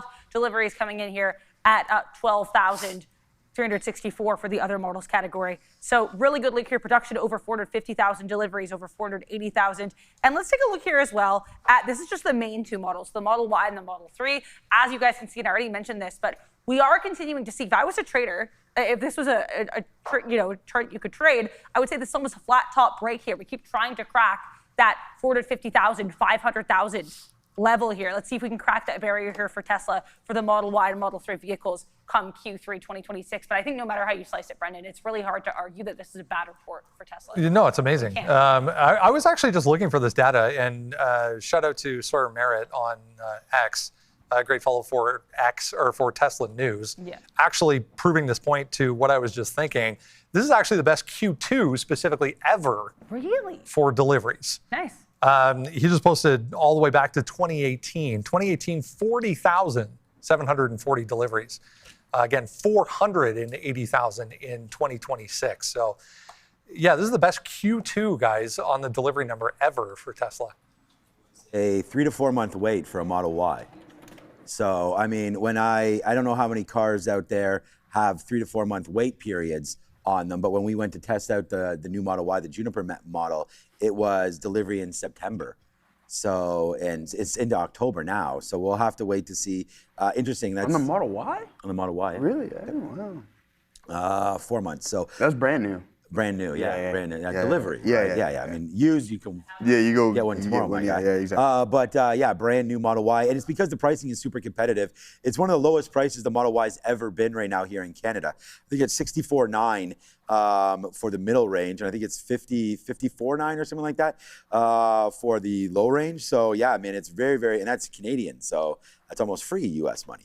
But no, nice move there for Tesla today on those numbers. The interesting thing for me was, and that's why I told to Brandon, said, does that include Cybertrucks? That means out of the $480,000 number, at most 12,000 of those are Cybertrucks. I guess that's been a complete epic fail on that, I would think anyways. I thought that Cybertruck might move the needle a little bit more. And of course, we know that they've changed over their Model S and their Model X, no longer in production as we focus on Optimus and sort of the move towards robotics in those plants. But yeah, for me on Tesla, again, similar to Palantir, where you've had that huge move higher here. Obviously, there's a gap that we have to fill that has to come back in here for Tesla. But yeah, nice move breaking back through now $400. I think it just makes for an easy trade. You know, you're not too far away now from your all-time highs in Tesla, and see if we can get back up into that $400 or $500 range now. 430, pretty choppy in these areas, but yeah, you do have a top area of 450. And I would think that if you're long, you could write some covered calls if you think that it's getting just a little bit too overextended over there and you want to protect your position. I could see that that makes a little bit of sense, and maybe we'll run into some problems up there at 450. But what about sort of the question that remains, and that is that does Tesla and SpaceX eventually get wrapped up into one company there? Will it be allowed by, you know, the regulators, and how does that look? And what about the compute that's involved with SpaceX? And, you know, they're making deals as well. So, you know, we're going to wait to see what happens with Tesla, but a great quarter, great number, but for some reason they're fading it out a little bit here. So for me, looking at a level, I just kind of always want to go back to yesterday's closing prices, and that would be 425, not that far away from that rate now. So I look at 425 or this break rate here, 431s. You know, we broke it there on the number. We came back, tanked it, tried to break it again, did not. Now you're pulling back into 428. So I would say this 431.60, even 432, that break probably gets us going again to the upside. Very much a cult stock. The Nasdaq's only up 0.2. This is up 0.7. We'll wait to see what happens with Tesla. I almost think Rivian looks better on a daily chart to break through these levels and then get back to their highs of $23. So I kind of have a little bit of a look there on Rivian more than Tesla today, as Rivian also had better than expected deliveries. So, you know, we can look at both spots there, Rivian and Tesla today. I'm gonna stay away, but definitely have it on the back burner to have a look at TSLA. Yeah, year over year, China sales up 24%, beating deliveries by over 80,000 vehicles there. Not too bad of a look, but again, with his name, I don't know. To be honest with you, I don't know. I do believe we're on the trajectory to punch through some of these pivots. Are you going to get that merger? What does that mean for other regulators? They're probably going to give Elon the hardest time out of anybody, in my opinion. If Paramount, Skydance, Warner Brothers, obviously struggling along those lines as well too. So I mean, listen. There's a couple different segments within Tesla, and I think one that we don't talk about enough is the energy storage. That is gaining ground, and it's growing almost near triple digits year over year, which is huge for this company. We're going to be rolling into earnings season in the next couple of weeks, which I like a lot. I mean, 430 this 450 level is going to be a key area. You're up 4 straight days at this point. You're opening up green here. The market, obviously, you had the macro data start to come in. So, there's a lot of questions looming. It is on my list today. Meta's on my list as it's heading lower. I'm going to remain bullish on this for the intraday session. Let's see how the price action plays out after the open. Let's send it back. Let's talk Apple memory. Go here real quick on Micron. Here's Trump on Truth right now. How about this? Micron, great American company, announced they're going to put $250 million into Trump accounts for the future benefit of children.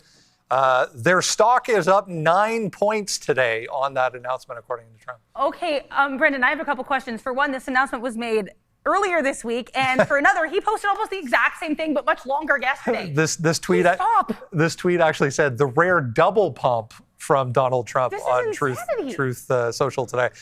The stock didn't move on that, so that's leading in that direction anyway. So that was 2 minutes ago. The rare double pump there for Micron by Trump. We can touch on both your Apple and Rivian. We kind of alluded to it early on this morning. if Apple starts to buy cheaper memory from China, what does that do to the Microns of the world? China. Yeah, I think it could be a little bit of a concern, but I think the other issue is too, I mean, hopefully, because they still do have a lot of demand, they'll still be able to kind of eke it out here. My thing is, I don't even know if Apple will be allowed to get cheaper memory from China. Exactly. So I could get into this a lot more, and I probably will during the midday, but off the top of my head, I mean, Tom Cotton, Senator Tom Cotton of Arkansas, he's already spoken out against it. You've got a lot of other very much, China hawk and anti-big tech senators. So this type of story with big tech companies trying to get permission from the Trump admin to get, these memory chips from China, highly doubt this will go without any kind of skepticism. I bet there's going to be a bit of backlash, so we'll have to wait and see if this is allowed. I have a feeling it is not. Rivian, meanwhile, to the upside this morning, Rivian front-running Tesla, increasing their delivery forecast as well. Wasn't a lot. It was like 3,000 or so, 4,000, I think, on the total number for the quarter, guys. So Rivian to the upside also. I have, we talked about Rivian. I like that little break there through $19. I also have Bending Spoons written down today, $36. It's on the sticky note. Let's see if it holds 36. I'm waiting down here for a bid with only 30 seconds to go. I like Bending Spoons. Nice move there yesterday. These guys, again, kind of like a private equity for apps and things like that, where, they take beaten up apps and they kind of, remodel them, make them more efficient, get them going. And $36 there for Bending Spoons. I'm trying to look at that with only 15 seconds left to go. And we want to say thank you to VinFast, ticker VFS, for sponsoring the opening bell here today. Go check them out and scan that QR code to learn more. As we talked about EVs today, go learn more about VinFast. So that's Bending Spoons. I'm also looking at right now SoFi. So let's see what SoFi has to do. I'm going to take a long through $19. Hopefully that breaks. That's going to be a trade of mine that I have on watch now as well. SoFi breaking through 19. We'll see what that does. And then we're also going to wait for some Palantir. Let's see, Michael. Yep. So we still don't have Michael, there he is. Yeah, he's watching it, okay. So quotes unable to change right now for me either. There it goes. Now we switch over back into Palantir. We're still, unfortunately, when I try to switch off, back to 130 right now for Palantir. So we'll wait for that. It looks like SoFi breaking 19 might be the first stock for me today. And there's Bending. I can't do anything right now with the quotes. All right, I got my eyes here on Facebook or Meta. I don't know, because I'm trading the leverage vehicle. Let's see if we get this level to hold up. If it cracks the 603 level, then that thesis is invalid. I see something on the pre-market 5-minute candle that might display ourselves as a potential long and a break through the volume-weighted average price. Tesla holding up at that 428 marker, and a nice print on the TQQQs here, Katina, man. All right, things are starting to look a little optimistic here. Apple's going, NVDA is back up to 197. There goes Tesla through that marker. Guys, let's see. Which one, 31? 430. 430. 430. Okay. Now it's going through 31s there on TSLA. Hopefully those quotes are back up for you, my boy. So let's see what we got going on. I'm going to look to play this trade here. We're involved. There it is. Ooh, not the best fill. Oh, horrible fill. What is that? What happened? Man, I just got the worst fill ever. What are your long Facebook? Yeah. That was absolutely horrendous. What? Okay, anyways, I'll send it over to you, Katina, man. I don't know what's up with that. Let me deal with this. Apple's going to the upside right now. I just saw that too, Adara. I'm still taking 432 long. There it is. So we get that 432 long now on Tesla. I want to give this back to about, here it comes right back in. I was going to say, I want to give this to about 430, not taking a whole bunch of shares right here, but we do have some Tesla on our mind. And then there it is, man. There's SoFi on the 19 break. So not bad. We'll see how high this one wants to fly upside now on SoFi. We have the 19 break on SoFi. And again, that's what we wrote down on here. We like that trade. We'll see if it wants to work out for us. It's SoFi. But a small little take there. SoFi is working. It's Tesla that's not. We don't have a whole bunch of shares on this, but there goes Tesla back into 428. I'm going to buy this dip if available for me right now on, there it is. We'll buy it a little bit there. Oh, nope. My order's there. It is. Okay, so now we're into this trade now with Tesla. Let's see what winds up happening. Looking like if it breaks back down below this 427 area, we could get out. But we've been in Tesla before, and it does have these tipsy-turvy kind of moves, and it looks like it's doing it right now. As we take that top break, and it doesn't look like it wants to work out, man, we could go 0 for 1 on our first attempt here on TSLA. Yeah, we went 0 for 1. I don't know what happened. I was posted up at 24.10s, get a fill over here at 24.30s, and it just absolutely goes tank city on us. So yeah, big hefty hit right out of the gate there, ladies and gentlemen, on this meta trade. Oh well, it is what it is. We stay level headed. Joe, your mic is where is it? Someone said your mic was off there, so we'll try that again. Maybe it was muted. But yeah, Joe's mic issue. Okay, we'll get it going there in a couple seconds there. Joe's just talking about his meta trade. Once that gets figured out, we'll throw it back over. But there it is, man. I have to hit the same kind of a fail right now on maybe your battery died. Yeah, go get it looked at there. So there it is, man. F for fail and for other things there as Tesla makes that move back down in. So I don't know, maybe we just touched out at that 425. You know, let's get just a little bit. And I don't want to, I've gotten a lot better of not like being stubborn with things right now. But I wanted to get out. We did have probably too many. We got 3. We had about two-thirds of a unit there, so not 1 unit yet. We're going to put back on half a unit right now against that low of 424. Okay, that's sort of where we were yesterday. I want to put on a little bit of risk here so that I can see if I can hold this back to the upside and just make a little bit of back there on what we wound up losing. SoFi still flat on this trade right there. The number 1 trade today for me was going to be Palantir. That didn't dip down as much as we had thought. I'd hoped that we would get a dip down into 127, 128 there, but it doesn't look like that's happening right now for PLTR. I can review Meta. I mean, Joe's going to be sitting back here. There's 600. These were the levels. Like, I didn't like Meta off the jump. There's Rex Banner. That's where I got it. There he is. What's up, Rex Banner? He's there. But yeah, Meta right now falling back in quite nicely into that 600. We talked about it yesterday. I wasn't sure this was like the huge catalyst that it was, but we made our money yesterday on this name and not making any money today because we haven't traded it, but we'll wait to see what winds up happening there. SoFi doing its own thing. Where's an out going to be for us on SoFi? We just bounced nicely off VWAP there, so that's 1885 on SoFi, potentially a look down there.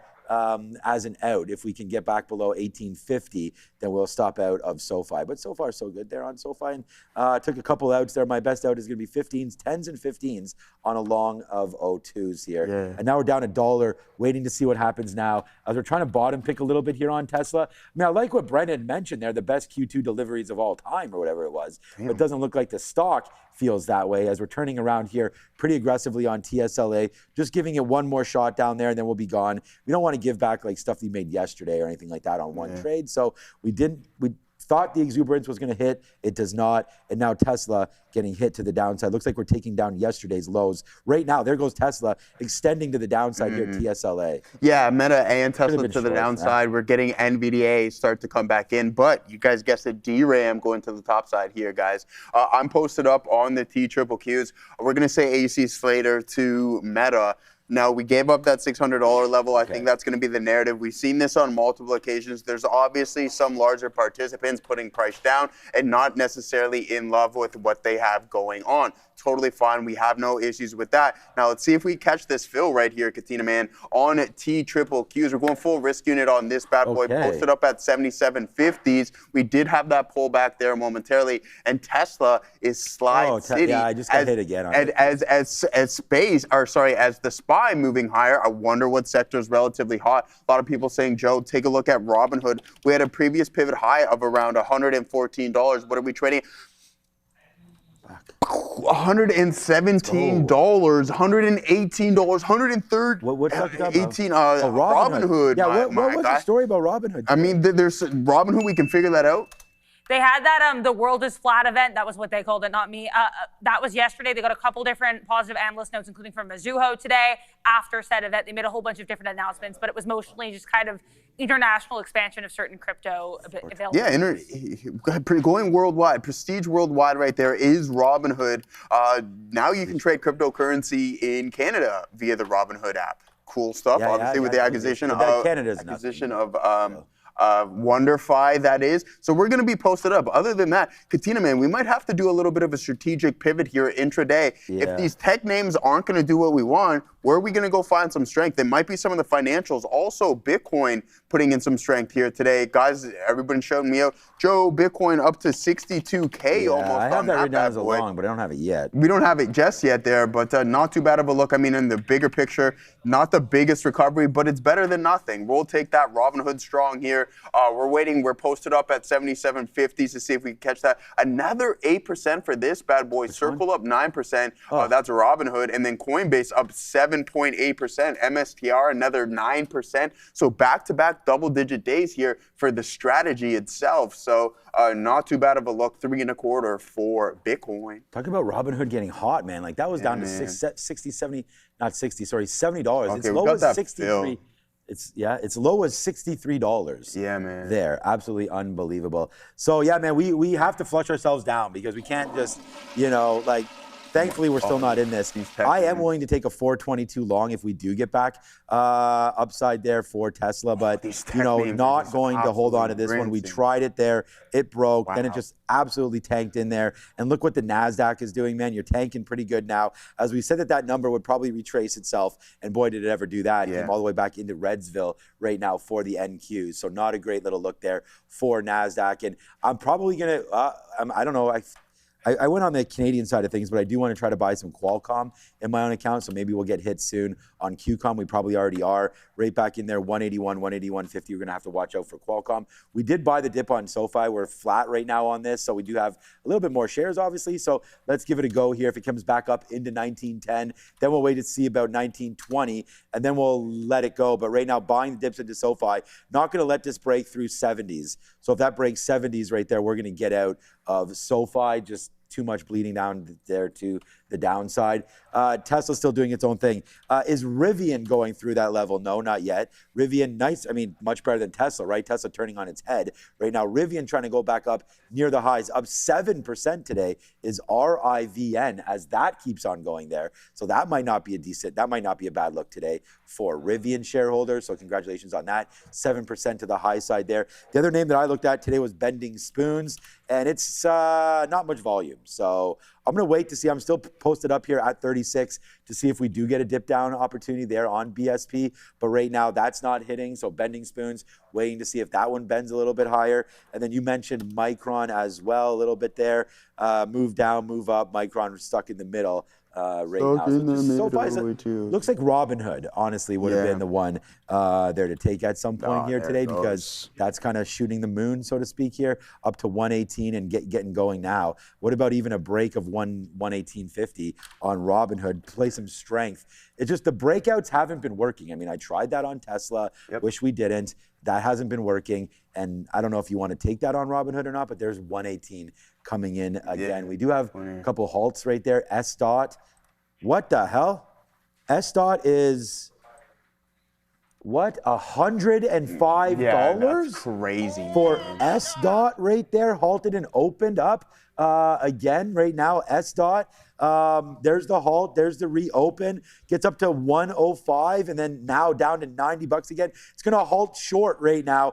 91.80 on S dot. Halting right now to the downside, sorry. And there it is. No, the halt gets rejected there as people come in and buy that to prevent that halt from kicking in. Now we'll have to wait to see what's going on. Spread of about $2, spread of about $5 right now on SDOT. Be careful with this one, but it's a halter early, man. It's SDOT halting everywhere. And man, we lost on this, right? We probably lost too much, but at the end of the day, like, we got out, and there goes Tesla, man, bleeding, now down 2%. Was not really expecting that one, but it's Tesla downside, down 2% right now. Good job getting out of that there, man. You didn't want to. I mean, you took the hit. Yeah, well, I mean, at the end of the day, you got to get out when you're supposed to. Yeah, exactly. You got to get out when you're supposed to. Bro. Here it is, right? Like, we go for the long on the TQQQs, just wicks us out, momentum to the downside, now starting to find somewhat of a recovery here as NVDA is starting to climb. Now, there was an opportunity for me to get involved. I'm just getting the hunch on the short, so I'm going to allow things to cool down a little bit here. We're only 12 minutes after the open, but we're forming these lower highs. I'm not going to get caught in any additional fake out at this point. Want to stick to the strong names, and I believe that's going to be Robinhood, 18.25. Just need to find an entry point on this bad boy. And then same thing with Bitcoin, up 3% here today. Now starting to form a little bit of a consolidation here, ladies and gentlemen. Where is our opportunity going to be to get involved? You guys know where I stand, and I talk about this all the time. I don't love these pre-market trends just to the top side. I feel like they typically get faded in. But what's really strong here is the SPY. The SPY back-to-back sessions so far, a little bit stronger than what the NASDAQ is. You have Tesla all the way down here. Like, I just tried you put, as Brenda was mentioning and you were mentioning, you have the best quarter from Deliveries ever, and the stock is selling off. To clarify, not sure if it's the best quarter ever, best Q2 ever. Best Q2, okay, yeah, sorry, best Q2 ever. Yeah. I mean, well, whatever. It is what it is, right? The word best is still involved. Yeah, exactly. And the stock is sliding. I'm going to probably take a try at it down here, Katina, man. I think this is going to be a good entry point for Tesla via TSLL. I'm already in right down here as well. You're in down think, here as well? Be careful if you think the same thing over here. Hey, man, well, I mean, hey, brother, you know what you said. Listen, the TQs, I don't like jumping around too much. I should have took the second entry, shoulda, coulda, woulda. That's not the narrative in which we're sitting in. But there goes the NVDA to the top side, DRAM climbing a little bit higher as well. And we have Meta and Tesla lagging. I think Meta is going to be a complete fade on today's session. Yeah, I don't know, man. I'm trying Tesla just against 415. I'm not sure this is going to work. Right now, we're long at 416. Here it comes. We could lose another dollar and a bit here if there it goes. Yeah, I don't know, man. I'm trying to do the same thing as you. It looked like we were trying to bounce a little bit there and find out those lows. We haven't broke. Here it goes. We haven't broke 415 yet, but that's imminent. It should have already gone. The NASDAQ just took off there a little bit. So I don't really see this one as being that winner that we're hoping for, but let's hold on to it. We've been wrong before. I do have an out at 417 if we can get a little bit there and try to scalp out just a bit, but this looks like this will be a disaster, and we're just adding to our losses here today on Tesla. We don't need to be long this name, that's for sure. Our other name is working out quite nicely, and that's SoFi, as that's trying to work itself. So unfortunately, we won't make nearly as much on SoFi as that we're going to lose right now on Tesla, but that's okay. We'll just wait to see what happens. I'm waiting at 1909 there, the same kind of price that we got out at in the past. Looks like, okay, there it is. By the way, see, there goes Tesla. So I think it's going to do an additional wick. Like, I'm looking at the exact same thing. Keep trying that. It shouldn't be there. What, on Tesla?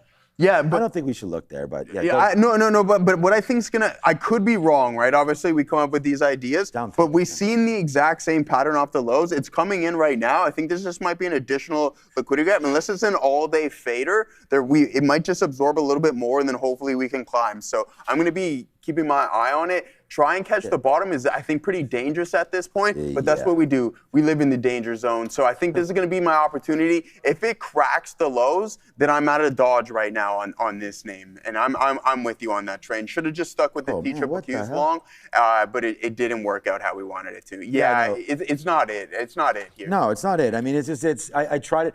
I actually don't mind trying those plays, like especially the one we just did. Absolutely. Where we think it's bottoming and then we're trying to go for it. But yeah, catching the falling knife, not a great idea there for Tesla, that's for sure.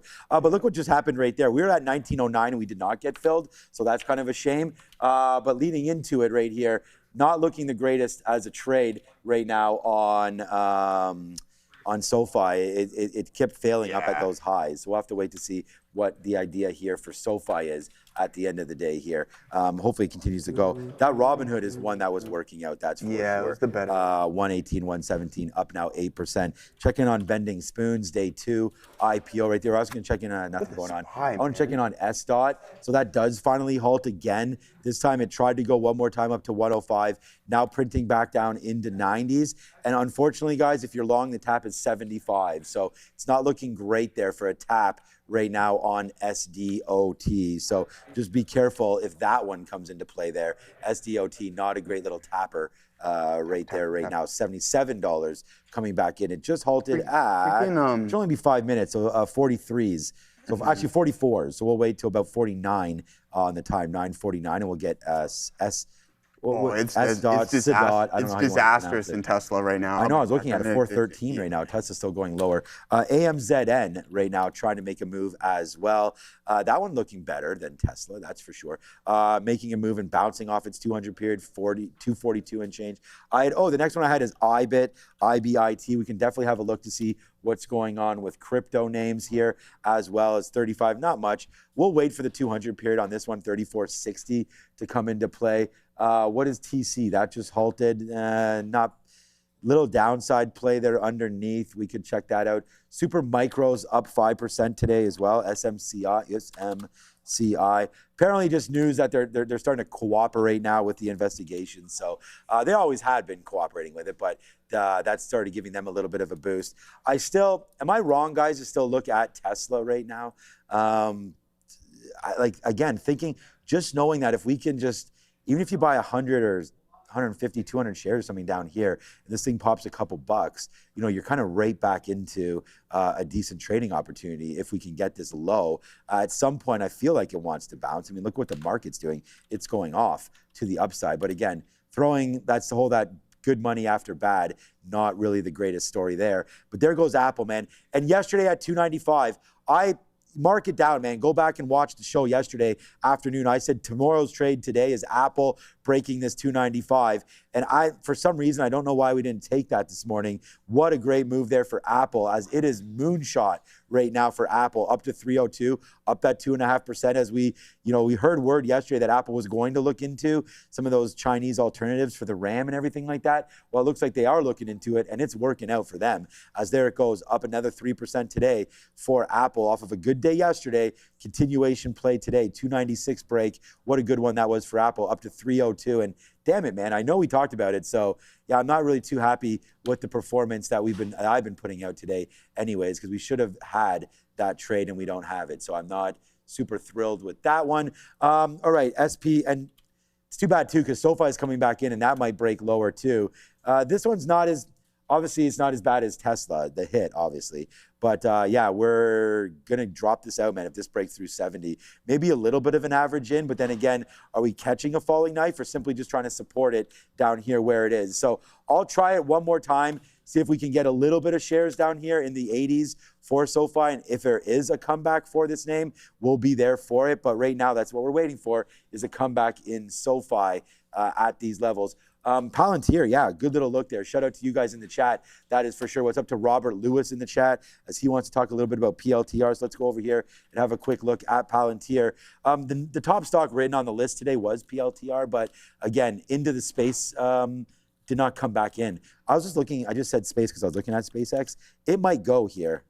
Come on, man. The quotes are taking a minute to flip today. We don't have SpaceX written down here, but that 160 level is something there for SPCX. And I think that if we could take that out, then maybe there is a nice high side run, and we could always use 160 as our out there for SpaceX. But right now, 159 looks like it might be well supported there for SPCX. And there it goes, trying to break through the highs now. SpaceX looks like we'll lose out again a little bit here on SoFi as that's trying to go. Let's buy some 160s here and just slow down. We don't need to be into everything all at once here. Make sure that we're in the right names at the right prices. It doesn't look like SoFi will be right. Let's see if SpaceX is trying to break through 160. We like that. I like that 160 level. So I'm not going to cry over spilt milk if that fails. A little bit of a pullback into 159.50 gets me a little longer. And then what about just a drop off here if it breaks through 158.50? So let's put our stop at 158. 48. We'll put our stop in there and see if that one wants to mature upside a little bit for us. Hopefully it does. And we got some SpaceX love back in. All right, well, there he goes, man. Lunch 911. Thank you for the $2. We'll put that towards lunch. And you caught Meta and Tesla both to the downside. Well, Tesla caught me to the downside, that's for sure. And I'm glad that you're able to make a little bit of cash on that one. So that's going to be a good trade for you, it looks like. So congratulations on that. And then Meta, I know Joe tried that one long, and now that's breaking back down in. These are the levels that we talked about. Yesterday we talked about it earlier today, that this 495 area is something to look out for. It looks like we are trying to bounce a little bit now off of this spot. So there it goes back to the upside right now for Meta. We're going to see if that one wants to work out. We're in SpaceX, Joe, and that name doesn't seem to ever want to give us too many troubles there. So we'll take a little bit out here before 161 and see if that winds up working out for us. It's SpaceX trying to get a little higher here. Yeah. And there it is. We take a little bit out at 161, well, 160.95. We'll wait to see if we get a higher bump there, 50 cents in the money over here. Don't super chat on down days. Lunch 911. What did he say? Well, you just, okay, there you go. So you're up today, obviously, it sounds like at this point. Good job. Hey, listen, guys, you've seen what Sean and I were both up to here bright and early this morning. We're going to put an AC Slater to Tesla on our chart, and the same thing with Meta. I think Meta's going to be a complete fade. It's unfortunate that you had that big-time move yesterday, and then it just gives back the majority of it here today. So it is what it is. You could just tell that's weak sentiment within the underlying asset itself. SPY putting in a new high of the day. Are we at all-time highs here now on the SPY? No, not quite yet, but we talked about an indecision print on the daily. We'll go over to Adara in 1 second. Look at this. We went long just a little bit too early here on the TQQs. Now off to the races. This would have been the day right there and eliminating all of our losses, but that's what-if history. We don't play that. No ifs, ands, or buts. These are for certains, and there goes the overall market to the top side. Let's send it off to Adara. Keep an eye on NVIDIA and some of these chip names here. The information reporting that Anthropic is in talks with Samsung to manufacture a custom AI chip. Again, guys, keep an eye on NVIDIA and the likes of these AI chip-related plays. The information reporting that Anthropic is in talks with Samsung for AI chip manufacturing. Back to you. There goes NVDA to the downside. 197 just getting absolutely lit. So Anthropic in talk with Samsung. That's not good for this company. This custom ASICs play is really, really adding a headwind onto this name. You were climbing up into 199. Now you're seeing the volume and the volatility really start to step in to it. I mean, it's absolutely disastrous. Jensen & Company has an investment, $2 billion investment into Marvell. This guy better start doing some hostile moves and grabbing some of these companies because it's been a real hindrance as of late on the price action of this name. I think that's a good question that we're getting there on the chat. I mean, I think it's how many times you think you were right, but you never hit the button because of your instincts. I mean, I think that Joe and I, because of the nature of what we're doing, we do have a lot of opportunities every single day. And sometimes we get, you're looking at something and you're thinking, should I do it? Should I not? And, often, you do hit the button and it's a great trade. But I think I do probably take advantage of most of the gut instincts that I have. I try to utilize and try to put them to work and take advantage of those opportunities. But I think that most importantly is, and you're talking about, you said maybe you were right about Tesla down here. The thing is like sometimes you just got to cut bait. And I did think that Tesla on those deliveries was a good name, and we've seen it really run before. We've had 15, 10, whatever dollar winners on this name. And I think the important thing is that when you're wrong, you just do exactly what Joe and I did today, and that's bail. And like bailing out here at 26 and trying to reload it, bailing at 22s, and then again at 15s on that break. And now when it's down here into 12 and it looks like it's trying to base out, you do have that opportunity now to say, okay, slow down, take a couple deep breaths, and rethink, because instincts, as you guys know, is only part of the equation, right? I mean, I do think that trading is an art form almost more than a science. You got to sort of believe and trust in what you're seeing and be able to read the charts a little bit. But it's a little bit of both. And if the stock is not reacting properly to news and, giving you the feels of what you think, then sometimes it is good to step away. So although I do believe in myself and obviously the trading abilities, it's right now I'm not really seeing it. And if anything, it looks like it's going to break lower here for Tesla. So I want to thank you for that. And I'm not going to try it anymore. I tried it there, thought that, hey man, 15 minutes in, maybe there was a bounce coming. It doesn't appear that way. And I always, Joe, and you and I talk like this all the time.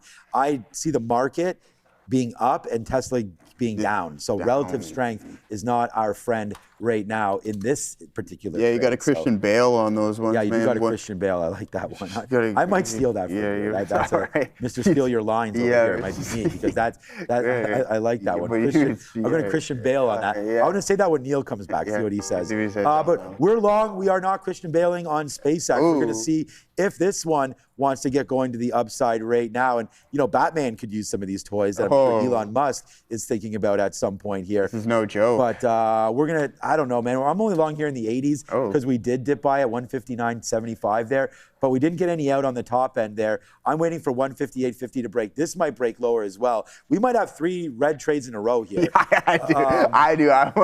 And I don't. It's not funny, but I no, went actually, over. It is what it is. It is what it is. But let's give it. Okay, let's go. As soon as we say that, there goes SpaceX. So now SpaceX trying to finally go, let's take out a little bit more. We just got some out at 40s there on that. There it is, on a little bit blast up. So we'll take some more out. We're 85 cents in the money now on SpaceX, but let's give it a little bit of room to see if it wants to get back there to the upside on SPCX here. Yeah, absolutely, man. I'm sitting on my hands for a little bit here. As we just mentioned, we just started over, and that's just not our typical way of doing things. We're half an hour into the open, and I don't want to end my day too soon. We'll go over our losses here. You don't want to OB yourself. Well, hey, man, it doesn't matter. It happens to the best of us. Oh, no, only because he talked about it yesterday on that one trade. Yeah, on one trade. And so, it's just he tried to hit the meta short, maybe a little bit too prematurely, and we're not going to fall.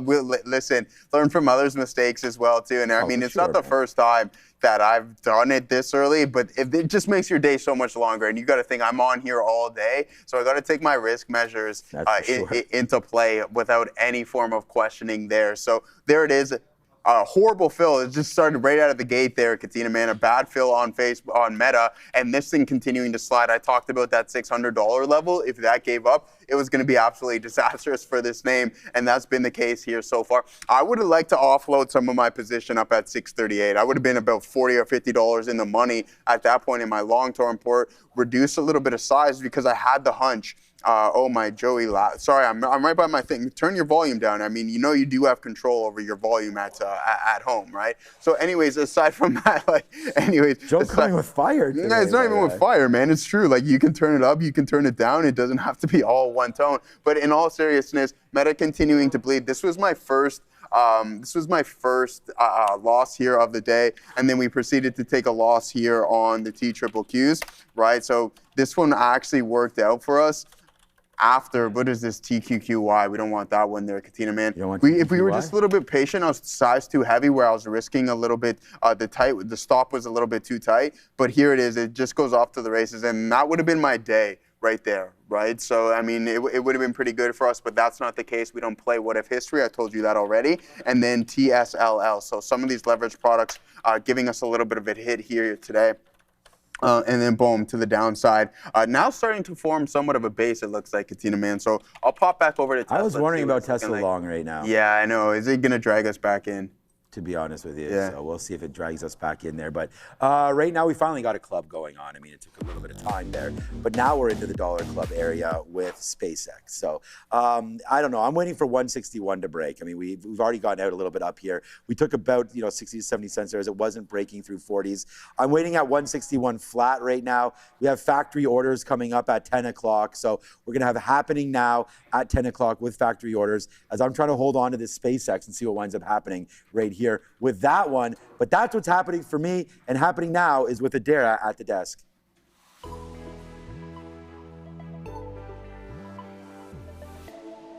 10 seconds away here from factory orders month over month for the month of May. Now, this is coming here after a pretty eventful non-farm payrolls print this morning, with non-farm payrolls coming in below expectations and estimates, and even with a downward revision. Here, we just got here the factory orders month over month, negative 1.3%, slightly higher than the forecast here of negative 2%, but below the prior print here of positive 4.8%. Here is the NASDAQ not really reacting to these factory order numbers. As mentioned, though, we did get at 8:30 a.m.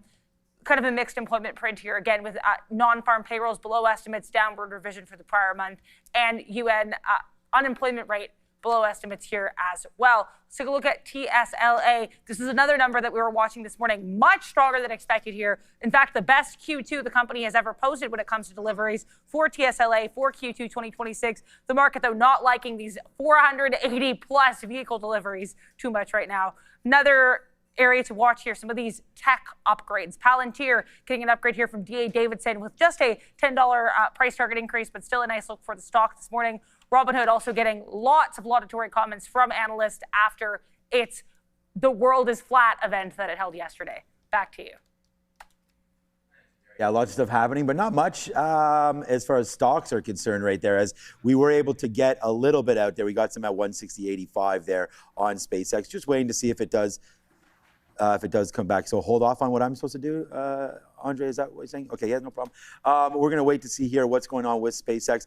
Maybe we'll dip by a little bit more down there at 159 if it does come in, because, hey, as opposed to, and we did get that question about our trading and, would we like to go back into Tesla or so on and so forth. If stocks are working for you, stay with them. Yeah. So right now, SpaceX has been working. So we'll try to dip by that a little bit. It hasn't been working hugely because our first take was there. Our bigger take was right back in here on some of these levels of 159.50s or so. But we'll let this one sort of cruise to the upside. Everybody in the chat's like, now's the time to take Tesla. I don't know if it is or not, man. I mean, still trying to go. I would not mind taking it if and when we do break this 25 period moving average. I mean, that's why I have that on there. So if we do get a break of 414, then I think it's a much more reasonable take there for me on Tesla. So it's got to break 414 and give me sort of those feels of wanting to take it. And here's another shot, man. It's you're only good as your last call, I guess. But SoFi right there worked early,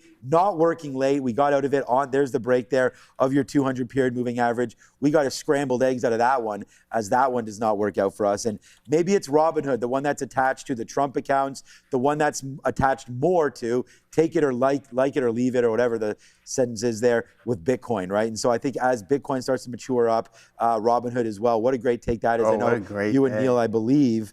I don't know. Well, I've been in this since I know you 40. have been. You've been, but I'm not sure what the story is down there. I know that there was some good takes down there around 73, 75, $80, $90, but there it goes.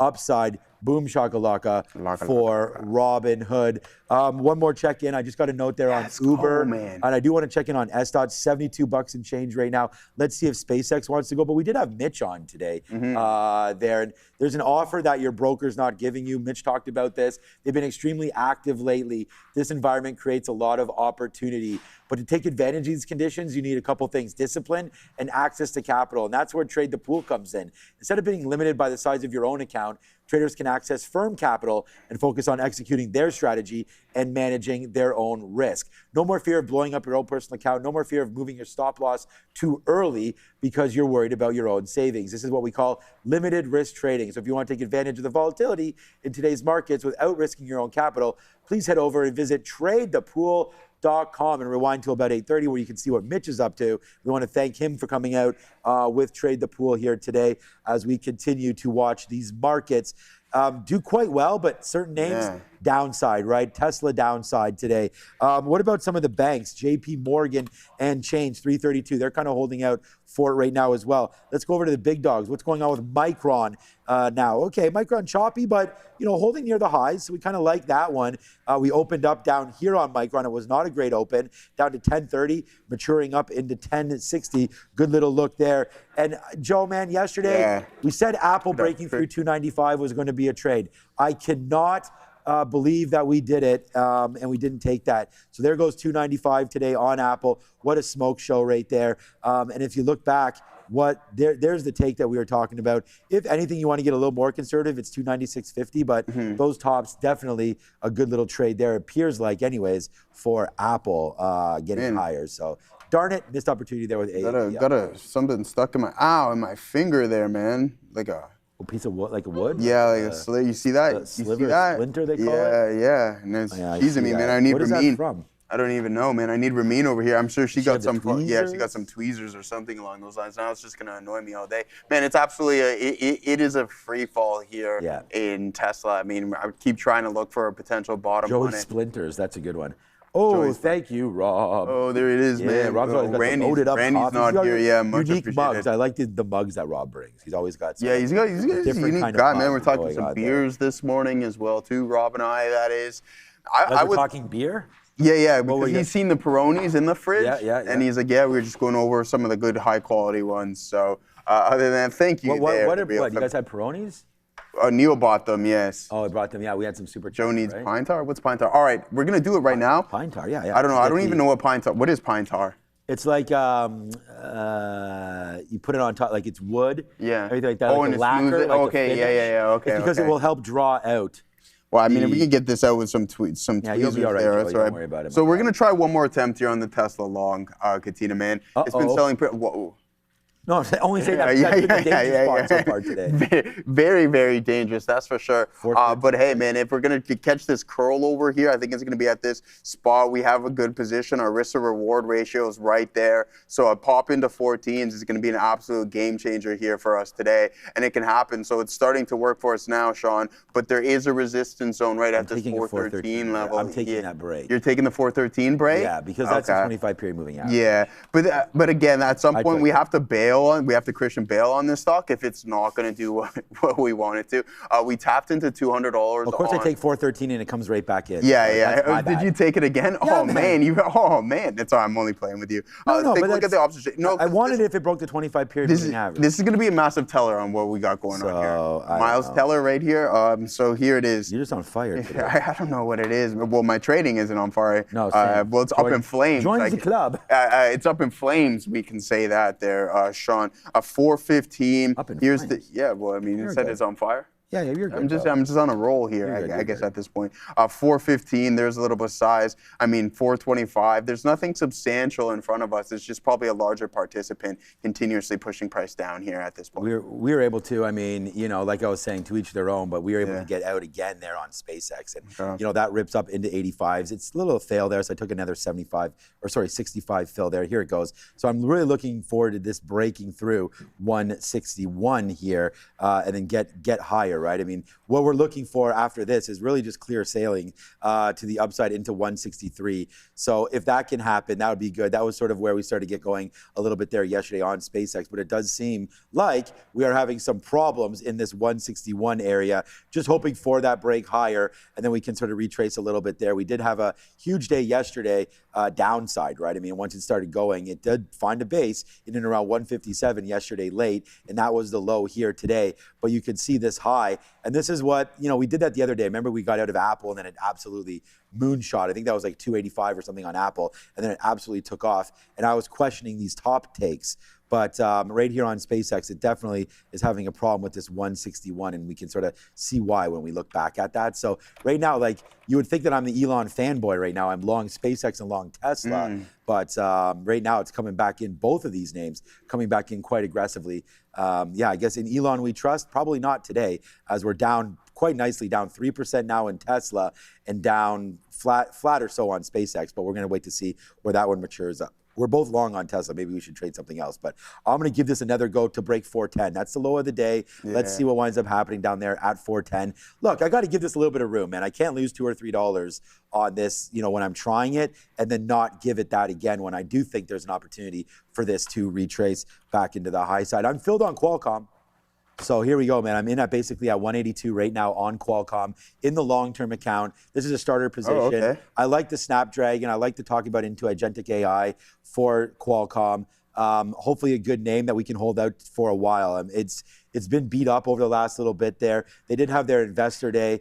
They were known as the chip, the handset, and would go back and forth with, sales of handsets like, the iPhone or whatever because of what their Snapdragon was in. But now we've changed that up and, they're looking more at data center and things like that. So let's wait to see if AI can help Qualcomm get going. Might not be the right time to get into AI stocks. Intel yesterday beat up AMD there, but they've had nice runs. Let's try to take advantage of that and get into the right names at the right time on pullbacks. Qualcomm also with a little bit of a dividend hitting there as well. So we'll definitely take some looks here. And those are the names that I'm looking at. And then we did have halting around again today. And I cannot believe that got to $105. This name was back there on June 2nd was $4. So nice to see it up to $80 even would be a great take if anybody has that in their account. But right now dancing around here, SDOT halting around up and down. I'm not really seeing too much else. If anything else is halting with some kind of volume, please let Joe and I know, and we'd love to look that up. I have the volume scanner here for halts, but it's not really showing anything. So unless we missed one. NVIDIA can't stop, won't stop fading off that 200 mark. That's now twice. We faded off of there yesterday almost exactly, and it just happened again 10 minutes ago off of 200 again for NVDA. So, man, look at the market pulling back in. This is not going to be good for my Tesla long. but we'll still give it a little bit of time here. Down about 70 cents now on Tesla. Yeah, I mean, tomorrow's a holiday, by the way. There's some people talking that it's a half day today. It's not. It's a full day of trading. Oh, if it was a half day, I would have complained. Yeah, so today it's a full day. Oh, really? Yeah, today full day of trading.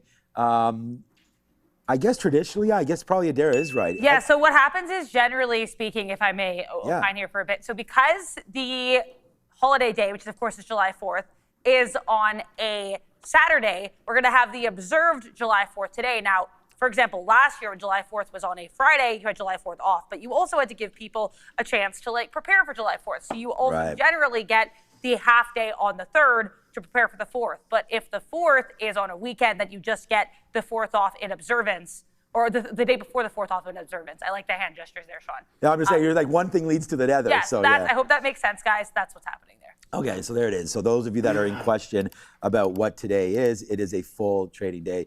We'll be here all day. So, yeah, we will. Toby, you'll be here all day. I'll be here all day. I mean, you're here with me, my guy. Yeah, I'm here. We'll be here. We'll still try to go to the gym in the middle of the day. That's good. What ends up happening, but yeah, so far not so great here with the Tesla long, and the SpaceX has been a good one. And then we didn't. That's the only thing we. Oh yeah, and then we traded SoFi, which unfortunately that gave it up. SoFi was a kind of, we do lose on it, but it wasn't a whole heck of a lot. We were able to get a little bit out there. That's good. And then the average in, and then the dump off the 200 period moving average. So SoFi not really my greatest. There we go, Katina, man. All right, let's see if we can break this level, man. We're starting to get a little bit of an uptick. Yeah. The rounded bottom is there. I mean, I like what Gora was saying. Meta has to go. Obviously, he's being sarcastic, but that thing is just weak. It's unfortunate. I just had the hunch. There it is.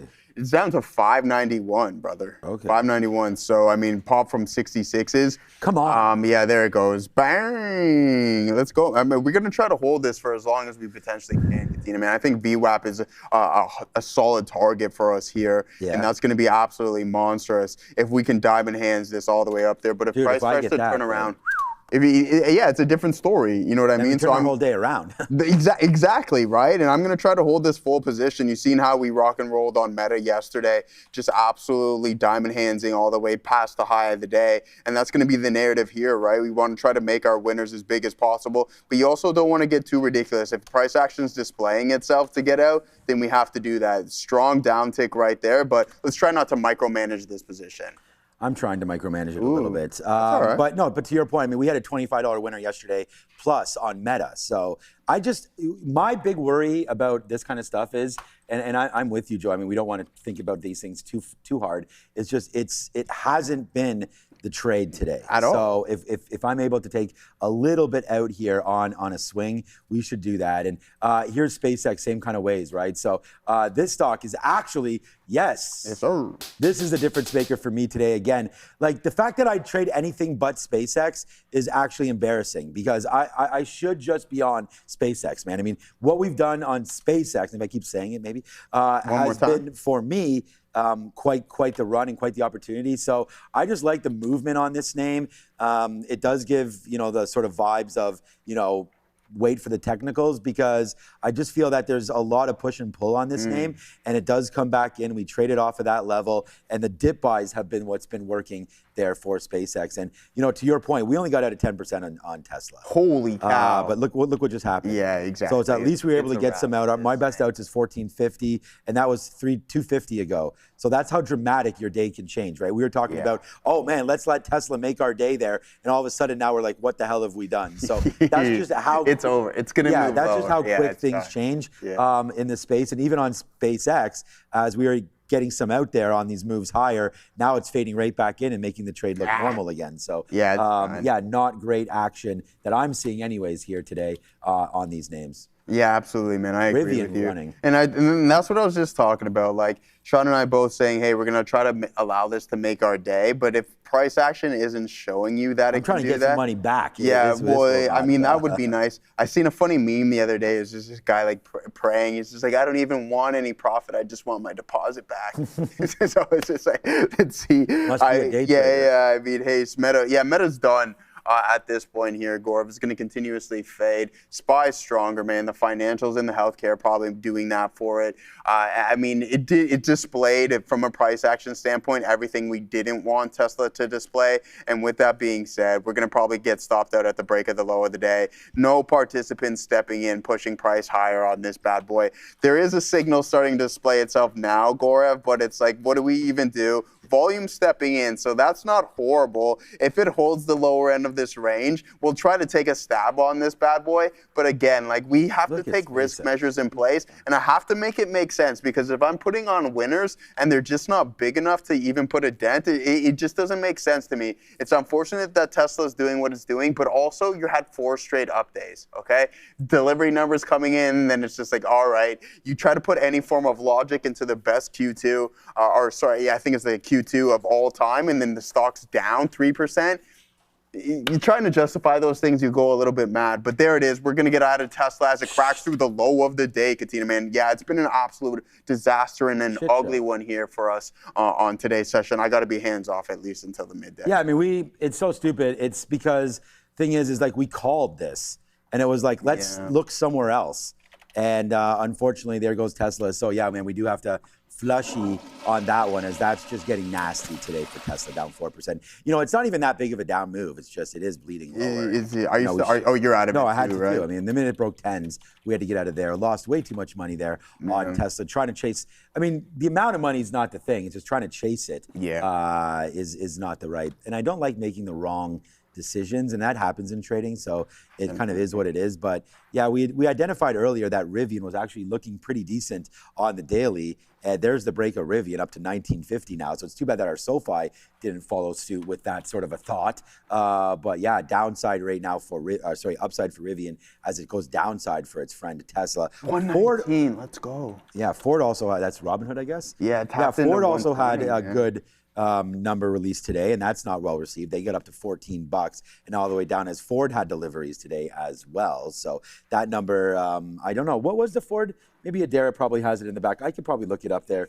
Ford did have deliveries. I thought they were low, down 10%. So yeah, Q2 down 10% year over year, 549,200. I hadn't seen these yet, so there you go. Yeah, so down there on those deliveries for Ford. So, you know, not a great move there, but up to 14. They went to $17 there on the daily, and that was huge. We were able to get some out when that happened, and pretty good call there to get some out, that's for sure, on Ford. All right, what else do you want to look at?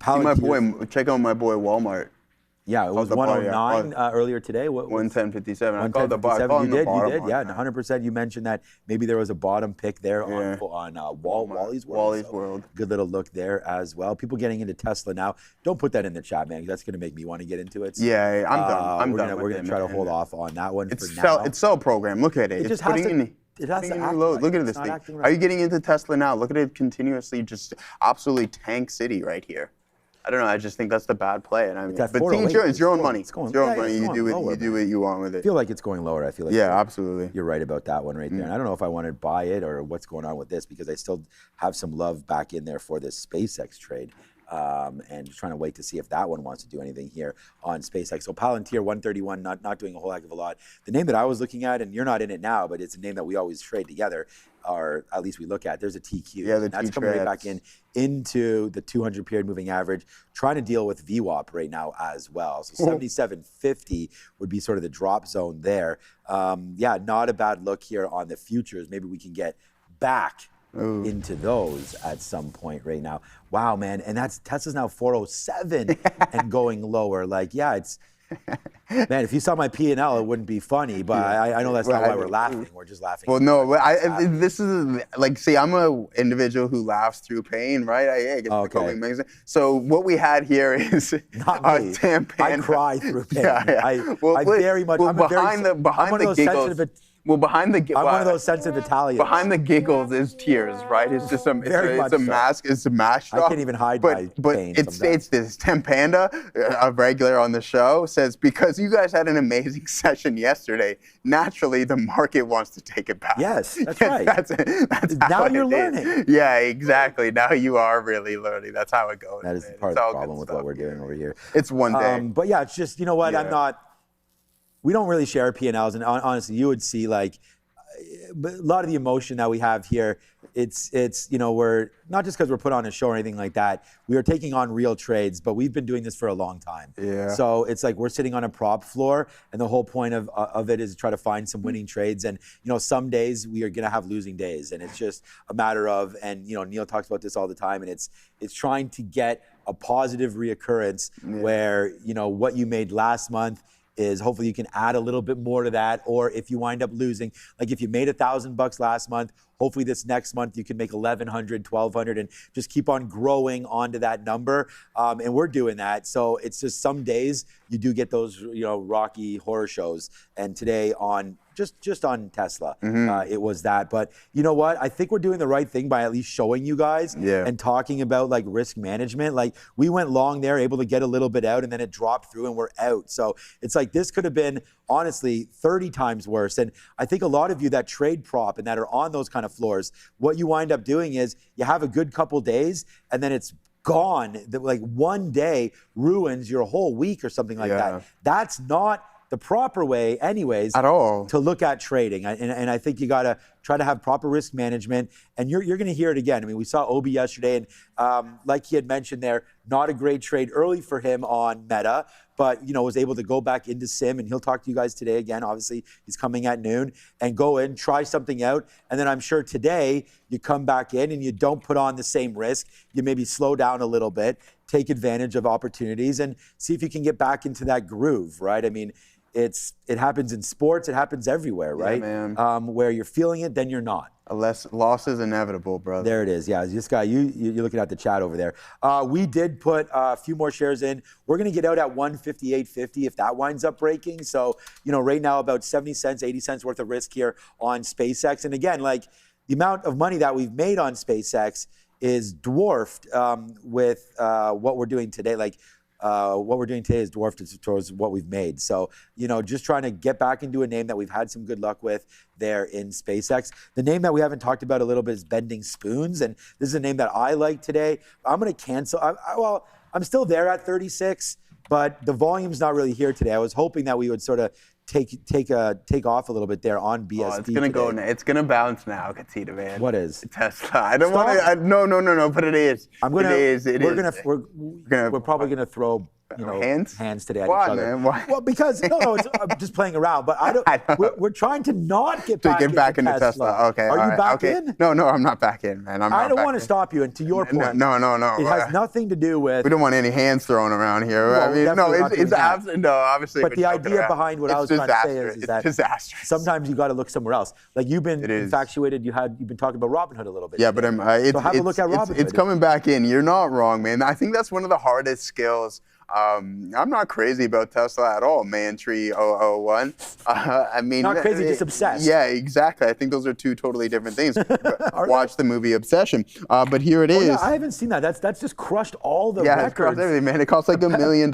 Yeah, it cost $750,000. I saw this yesterday on TMZ or something. They posted, and it's made like $400 million. Yeah. It's like, what an ROI on that one, movie? Man. How do we get that type of leverage? Is that a Netflix movie? What is that? I don't know what it's on, but yeah, I've seen it. I believe the director's name is Curry Barker. I think he's a 26-year-old YouTuber. So essentially it's about this guy. He walks into the store in this like witchcraft store, buys this thing, wishes this girl would be obsessed with him, and then it takes like crazy. Okay. Yeah. I mean, it's like Napoleon Dynamite. They spend like $500,000 to make that movie.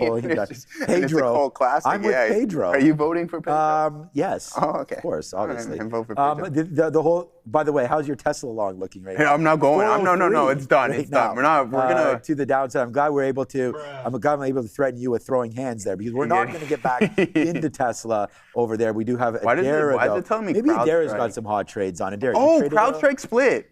Yeah, 4-1. Okay, it finally split. Damn, Adara says. Okay, yes. Oh, wow. Okay, bang. We get to buy some for the long term now. What do you mean? The price of stock has nothing to do with it. I know, but I know you say that, but you got to understand. I say that because it's true. It's true. I get that. Okay. I get that. But we're involved with it now. We like the PE on it, and it's even more attractive. I get it from a PE standpoint. It's still what it is. So what makes it more attractive? The fact that, listen, from a retail standpoint, you have to look at the number, right? That's the answer. Yeah. Right. It's from a retail standpoint, $200. I like that. I like the fact that when we split, we get a little bit, it makes options a little bit cheaper. So that's the one thing. That's why I was just asking you, but that is 100% right. That's the reason why we get excited about a split of any kind. All-time high. Yeah, split off its all-time high, right? So here, CRW. Now it's all-time high. SpaceX going the wrong way, but there's CrowdStrike. Unfortunately, our charts will not show that split. But yeah, CrowdStrike announced this a while ago, happening today, effective July the 2nd. CrowdStrike split it up. All right, Adara, what you got for us at the desk? To answer your question, I do not have any hot fire trades for you guys. In fact, I have no trades today because I have not traded yet, but I've been watching Tesla, Micron, and bending spoons. Been practicing patience and sitting on my hands a little bit more here. But let's get into one sector where patience and sitting on your hands can sometimes pay off, and sometimes the moves are just too fast, and you can't even catch it. This is the small caps here. We'll start with Liminatus, LIMN. This company, as of yesterday, announced that I guess they've amended their proposed $320 merger deal with Inox AI. So again, that is $320. It looks like I'm not seeing $1 million there. And I'm adding $1 million to the end of that number wouldn't make sense because their market cap is only $9.9 million. They have a 26 million share float. So LIMN, the day after their badly received merger deal announcement, they're now trading higher. Keep an eye here out for CWD. This is Caliber Coast, a name that I know for a fact is rallied in the past year. They announced today real estate fund tokenization strategy here with Chainlink's compliance and distribution infrastructure. CWD has a $11 million market cap and a 8.3 million share float. Last but not least, not the smallest of market caps, but some people in the chat were talking about it. I thought I'd mention it here. So people in the chat were saying there was a Canadian announcement. This came out earlier this week, actually back on Tuesday, the day before Canada Day. Webull announces that their Canada Crypto has received a Canadian Investment Regulatory Organization approval to start offering crypto trading. So that came a couple days ago. No news on BULL that I could find today, but I did see some people in the chat talking about it as mentioned. Just under $4 billion market cap with a 7% short float. Back to you. We just lost the bid there on SpaceX. So small hit to end it there on SpaceX, but unfortunately it does lose it, and we're not going to Tesla ourselves into this one and just keep on buying this over and over again. But there's the loss to the downside there on SPCX. Was debating actually flipping this around and going short, but I don't think we want to do that. We're not necessarily loving that play. I still actually like the long in SpaceX, but look at the market right now, bleed city as it come to the downside. So I was just said to Joe, like, I can't miss these trades on Apple again, because yesterday we had saw this at 295 and it just absolutely blew higher there through those levels. So not a great little look there for Apple to not be in that long. But just looking to see, I don't necessarily want to go short this name, but we'll like to see a 305. Very much extended there here on the RSI up into the 90 area. We've seen this before on Apple, and it has faded back out. So I could see myself getting a little short in this name, but it's been pretty hot fire there today on Apple. Maybe we stay away just a little bit. Man, it'll be easy to check out SOXL. Yeah, it would be very easy to do that. So there it is. Thank you for the $5. EWA, VWAP A's there. SOXL, yeah, I mean, those are all VSAT, AAOI. I mean, you've got some names here that are in the chip space. So pick one. I don't know which one we want to look at there. SOXL, let's do that. Pull it up. So here goes SOXL. We'll just get a good look on the overall environment right now. Then I can look at some VSAT there and GSAT. But yeah, SOXL down today. We had seen a move yesterday in the space. We saw Intel get hit. We saw AMD getting hit. And there comes SOXL again. I'd said maybe a switch up, get rid of all of your stock and get into some of these just ETFs might be a better play. Therefore, you're not suffering. But again, this is a double levered. Is it double or tripled SOXL? SOXL. It is a 3X, sorry. As soon as I said double, I realized it was probably wrong. 3 times ETF right now. So SMH, a little more standard. AAOI, we can have a quick look over there. Applied as well, 130, down 6%. They're all, I don't like really any of these names. I bought some Qualcomm today. This might be a decent one opportunity as well to get involved. This actually looks like a pretty good level on AAOI right there. Yeah. You know what, VWAP, you might have found one. This is a good level here for AAOI, which is applied optoelectronics. Applied optoelectronics. I like the opto side of it, the optical side of it. We talked about Marvell getting into that space. Not a horrible look there for AAOI. Good levels, so I do like that one. S dot, oh boy. What's S-Dot doing now? $66. You'd be Farm Trader said he made 200K on S-Dot. He didn't. Oh, on S-Dot today? Yeah, no, like over the past couple of days. 200K? Yeah, 200K. Quarter mil, almost a quarter schmilly. I mean, sometimes these numbers, like yesterday we had someone say I just made 54 grand and that was on those options. Yeah. There. So look, man, all I got to say is like the reason why I do those pauses is dramatic. A, dramatic, and then B, also like those are some serious numbers. Big time numbers. And it's like the reason why I pause like that is that there's sometimes like, and we do talk about this often, and that is that you have an opportunity to bank some of that money. Like $200,000 is, you don't have to work for a year making that kind of money, you know? And then if you invest that money, 10% a year, that's 20. Brother, you move to, you got to pay, brother, you go to Da Nang, you got 5 years. You got 5 years. I'm not moving. I'm staying. I'll go. I'm not leaving. No, man. I'm 35 years old. You know what I mean? Yeah. If you believe that, then I got some beats for you as well. But at the end of the day, yeah, you got to live where you're living. But I do agree with you. Potentially retiring into a spot, when they don't have too many more things to worry about. But right now, I'm a dad, and kids is everything, obviously, for me. So we'll be hanging out here and I need to make money. I need to pay for that education. Yeah, I've got the education fund blasting right now, but hopefully, I might just full port my kids' education into S-Dot, and then we'll see, and then we can see if we can pay for that. Listen, it's either going to go one way or the other. It's literally that black or white. It's either you're going to be making bank or you're going to be scratching your head. Like I guarantee you, the scratching the head part is what's happening. You're going to just. And I can't scratch the head too much because then all the hair already going to fall out already. We already know about what are we doing right there. Man. I got back into SpaceX one more time. We'll wait to see there. Neil in Thailand. You're all about Thailand? Well, Neil in Thailand is an individual in the chat who's always been trading from Thailand. Yeah, and again, like I think it depends on your dependent. Look at Apple go out. I'm glad that you didn't try to short that. Summer is when I want to be in Toronto. Yeah, maybe the winters is when we'll be snowbirds. Exactly. I said that too. Like a lot of my friends, I'm like, you don't understand what Toronto's like in the summer. It's a completely different world. Here it is, AAPL. I'm glad you didn't try to short that one. As the market is moving down, this one just put in a new high, 304. So it's an absolute buy program on this bad boy. To the tune, Katina, man, we were down 13% in this bad boy. Jesus, now we're only down to like 4%, right? Like these are some insane moves, and it's unfortunate that this bloody name over here can't get its name. That was it aggressive? I don't know. Bloody? It is bloody. Well, NVDA is starting to there's blood in the streets of my account today. Oh, you're telling me. But aside, the only one, hey, listen, I like what you said the other day. It's like 5-10 to the downside, one of them up, and the up being here today for me and your boy is going to be Robinhood as it tapped into $120, which is good. Like, think about it. You were down over 60% in this name. Now you're only down like 15%.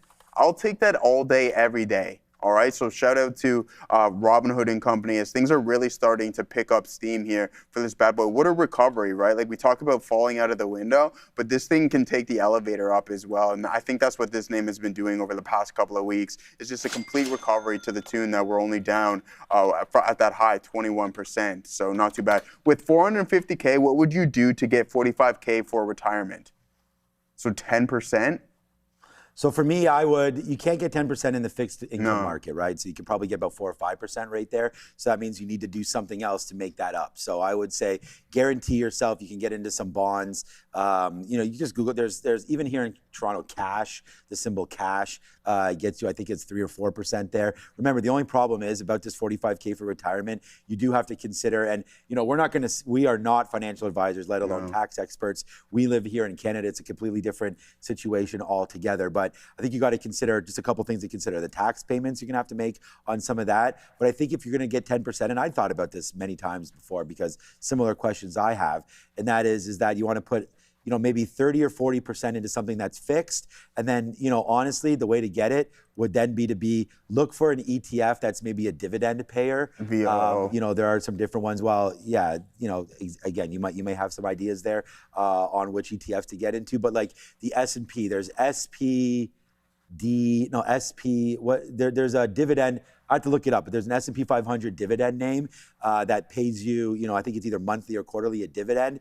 So you won't get the actual return on the S&P 500, but it'll pay you out a little bit of dividend. That might help you with your tax burden on that kind of a talk. But for me, it would be 30 to 40% in something fixed for myself, and then put it in a money market fund, like something which would be that, and then into the S&P 500, where you can hopefully get that 12 to 13% annual growth that it's been doing for the last 75 years. So, that's something to look at as far as how to get 10% per year on your money, but nothing's guaranteed, man.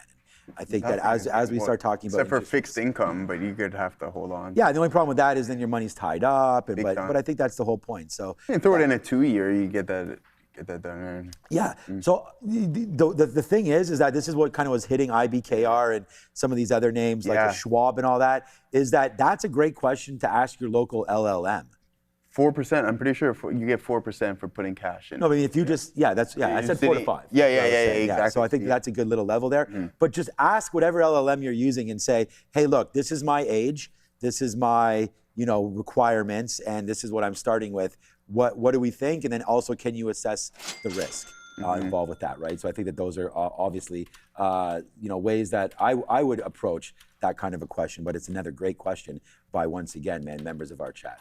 So absolutely fantastic stuff. Another $2 super chat. David Jang, retire in Europe/China for affordable healthcare. Yeah, I mean some Asian countries. That's another thing, right? Like South American countries as well. What are your needs? Is healthcare part of the story for you? And if it is, then you're going to want to look to a solid healthcare situation. Yeah, man. All right, man. Let's see what else we got going on here.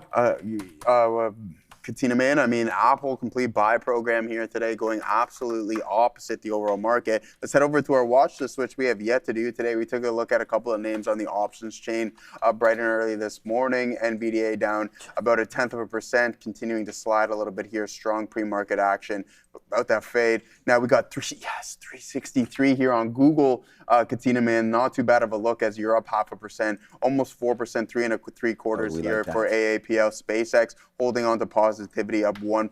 Microsoft up 1.5%. Amazon up 1.5%. Tesla down 6% here today.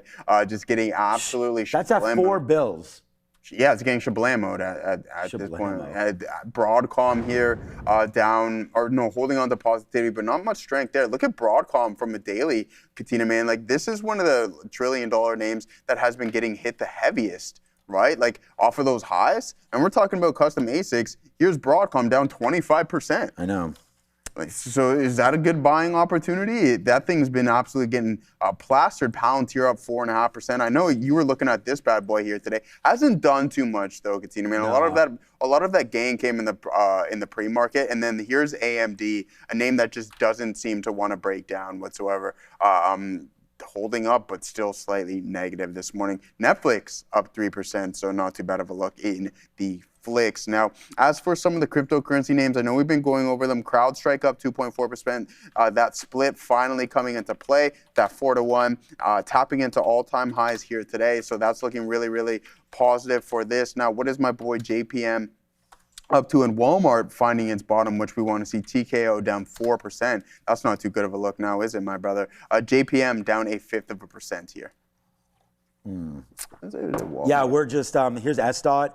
Couple halts back and forth again here on SDOT, guys. Let us know what else you guys want to talk about there. I mean, there goes, wow. I know you just looked at Tesla, but I'm just going to look at it again. Yeah, man. It is just like disaster waiting to happen here for Tesla. So just be careful if you guys are obviously invested into that name. It does not look very healthy now, breaking back down below, now down 6%. Like, I was buying it when I thought there was a case for this to get back to the upside. It looks like that case denied right now. Bail denied for Tesla. That's just like breaking lower and lower and lower. And I actually feel fine about this trade here because it was finally a trend break that I thought we were breaking back through that 25 period moving average on Tesla. But no, we go downside and it just goes, no, thank you, sir. Come again. And there it goes. And I'm just glad that we were, I was about to throw hands with you at 405. Oh. And I'm glad we didn't do that. Crazy. Yeah, race Ferrari, so we can take a look at that. Yeah. Also, Rivian today is having a nice day as we got better deliveries there today from our good friend Rivian. But yeah, there's race up 1.5%. And again, a stock that looks like, yeah, good call on that one. Trying to break a little higher right there as we get into the Ferrari talk. And I know this is not, oh, wait a minute, I'm looking for this one. It's a Lambo. But yeah, there it is right there. As higher end cars right there, race and Ferrari. And I believe race is, isn't there another company, Randy, Ferrari and something else wrapped up into race there, but we'll take a look at that. But there it goes, good little look there. But it was more the Rivian show today, right? I mean, this was a good one, man. Up 11%, and Rivian on. We talked about it. We were on here. I'm excited. I got the email today that the R2 deliveries are on pace for at least the invitation for early 27. So we'll see if that kicks out. And I know they're starting to get delivered now in the United States. So let me know if you guys got the R2 there and what that's looking like for you and if you're happy with it. And there goes the Rivian right now, the Rivian. There goes Rivian up through 19 bucks and a nice break on the daily, to be honest with you, 18.50. Let's see what Rivian wants to do now, up to 19 bucks. I still own a little bit of this, so happy with the way that's going. Isn't McLaren is also involved in race, Ferrari? So definitely maybe. not, man. I don't know, someone in the chat said that. I don't know, I was just repeating what they were up to. But looks like SpaceX, a good couple outs there on a spike through into 159. Here comes 158. We're out on a 158 break. It looks like space won't give us. This will be flat trade on this one because we're able to get it out on the top side. But again, rejecting, and now it looks lower here on SPCE. So bye-bye SpaceX, breaking it back down below 158 now. It looks like it's following its friend Tesla down to the downside. All right, Adara's got it. It's 10:40. Let's go get an update.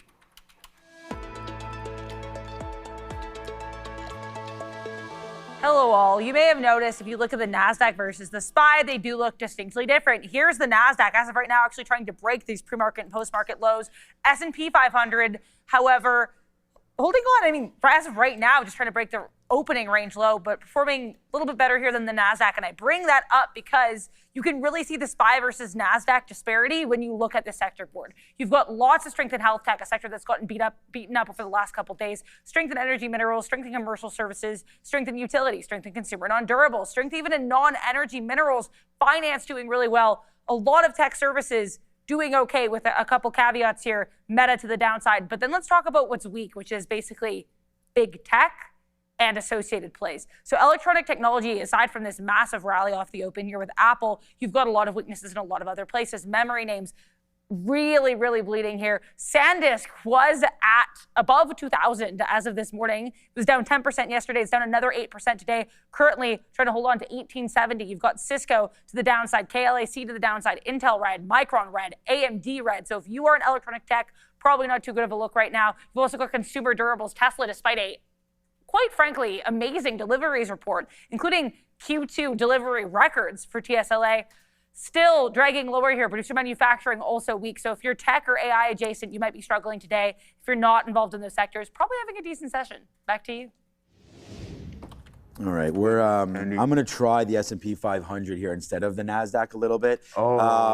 Yeah, just fell in right into here, right into the 200 period moving average of 746.50 or so, right into some levels. You know, we do have a lower opportunity, but that was sort of right there before we had the imbalances and whatnot yesterday, 330, 350, right into here, 746.50 or so. Let's see if we get a hold. I want to give it just a little bit more room, maybe into 745.50. So let's see if we can give this one about a buck right here as we go long on the S&P 500, choosing SPY. And again, there's many different things you can choose instead of the SPY, but there it comes right now back in spiders. I'm going to try a little bit of a buy down there at 746 flat.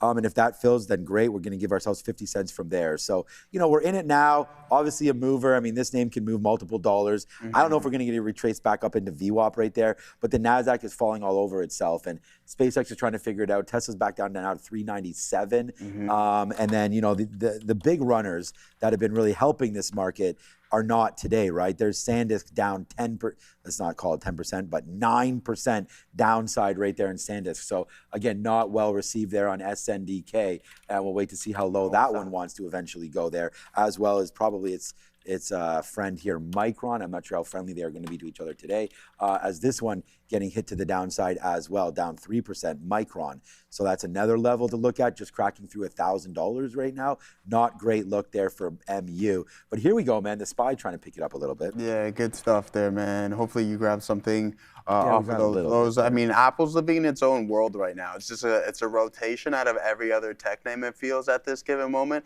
and just like right into Apple's account. I mean, this is crazy. Oh my God, the dip by a 273. I don't know why I'm not involved with this here from a long-term perspective. I remember this was one of the first names that I was ever buying in my long-term account. and us selling it. Just, oh man. Anyways, it is what it is, man. We'll continue to rock and roll. Gaurav, I know what we're talking about. Like, the thing is, we just keep getting lured in with this Tesla trade. This is waterfall price action. Like, this is literally a waterfall, okay? It's just straight down and these micro breaths. It's just not good. And then look at the volume supporting the move to the downside as well. Same thing with NVDA. If we head over to the daily, it's not looking good from a strength standpoint, right? It's just like these are just micro pullbacks or breaths within the underlying asset before they take an additional leg lower. So yeah, it's a bit tougher of a look here in some of these other names. Like we can go over the memory storage. I know Adara's talking about it, but think about it. We had those sessions where every day you woke up, Marvell, SanDisk, Western Digital, STX, Micron, up 8%, up 10%, up 7%. It was just like a consecutive thing. It was just an ongoing thing. And then now we're starting to see the inverse of that. It's literally, it happens across the board. It doesn't matter. And I was saying to my one boy who was up an insane amount of cash on this specific name, like $500,000, my buddy who I was in Chicago with last year. And it's like, dude, you got to take some profit up here. Like did he not? Or? No, up $500,000, and how much has it fallen? Dude, off the highs, it's down 60%. No. Yeah, up $500,000. Kid I went to high school and played hockey with, was in Chicago with last August, and he's just like, hey, ride the wave. I'm like, dude, listen, these guys make $1 million a year. If a company like NVDA can get cut in half or drop 30%, best believe it's going to happen to something that is definitely outgrown his valuation. Not to like call him out, but that's the nature of the market. Sometimes it's good to take the money and run. Is he still in the money at least?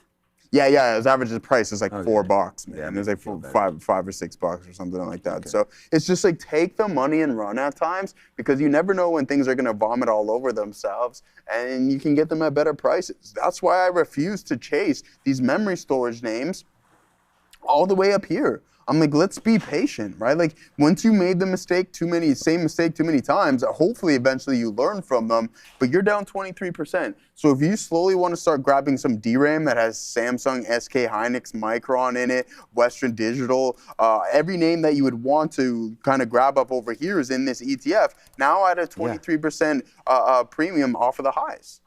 Well, that's what we were saying. When I was saying that the other day, I was thinking like, hey man, why not take a shot at an ETF, so you're not as exposed to these downside moves. And I'm not talking like a SOXL that's triple levered. You'll get smoked triple the problem there. But we take $1 right there. I mean, SPY goes up, and we take some more outs there into these levels. I'm only out of 20%, so it's not.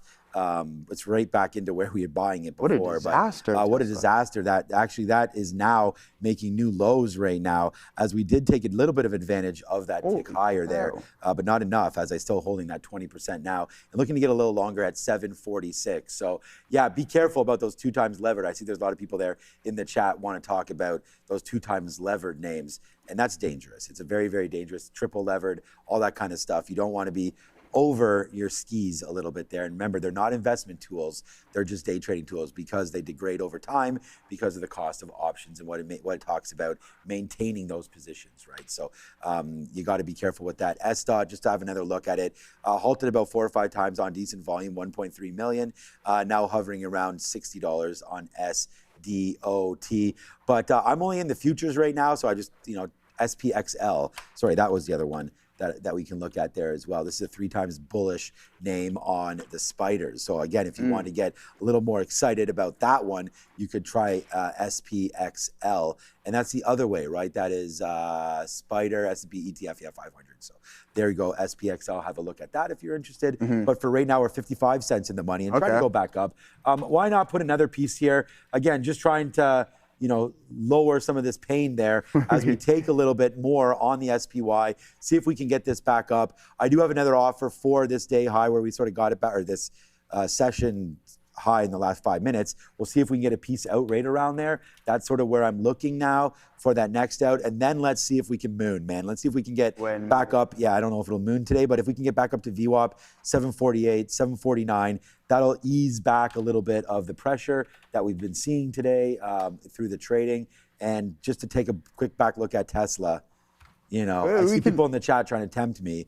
being like, oh, it's bottomed now, time to get back in. But no, it's still selling. It's still 496 and still downside. And I said to Joe, like, maybe we got stopped out near the lows there, 158 on SpaceX. This one could get back up there to the upside, but I'm going to choose my pain right now with the S&P 500, just because, again, more of a basket of stocks. We'll see if we do get a little bit of a rebound there, and then maybe look to dip buy, as you had mentioned here, on Apple as well. Any sort of weakness coming in Apple might be worth a buy, up 4% in what's a pretty bad day here for many of the names in the NASDAQ. Absolutely. I was going to say, let's lighten the mood here and do some what's for lunch, man.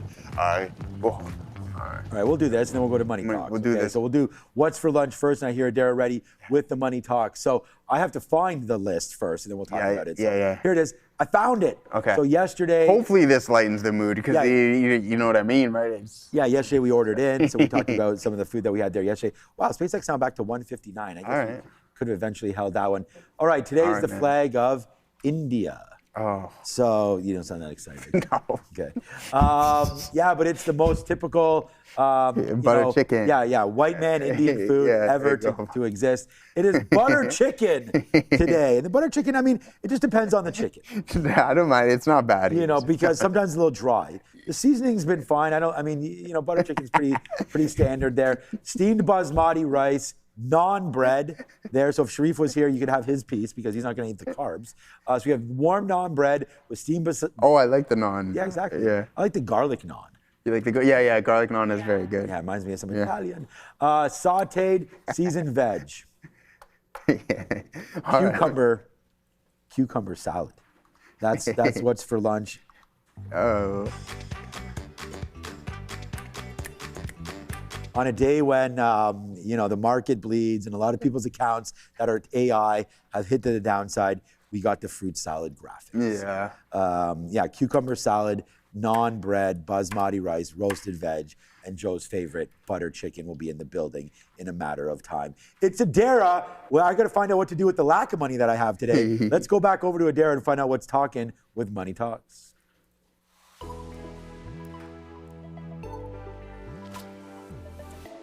We've got a big pull down here in the DXY. So this move here today, not only erasing the price action from yesterday and the prior day, we're going back all the way here. I mean, we got as low as what we were trading in mid-June, so June 18th. But as of right now, pulling, I guess we're retracing a little bit from these lows. Either way here, we're down about just over 0.5% right now on the DXY, opening here at 101.4. High here around 101.4, opening around 101.4, currently trading around 100.8. So again, big pullback here for the DXY. Now let's talk about why this pullback might have been.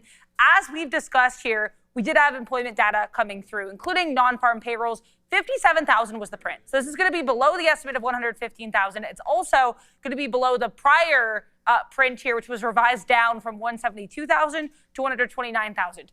Unemployment, 4.2%. So it's a little bit better here than the estimate in the prior print of 4.3%.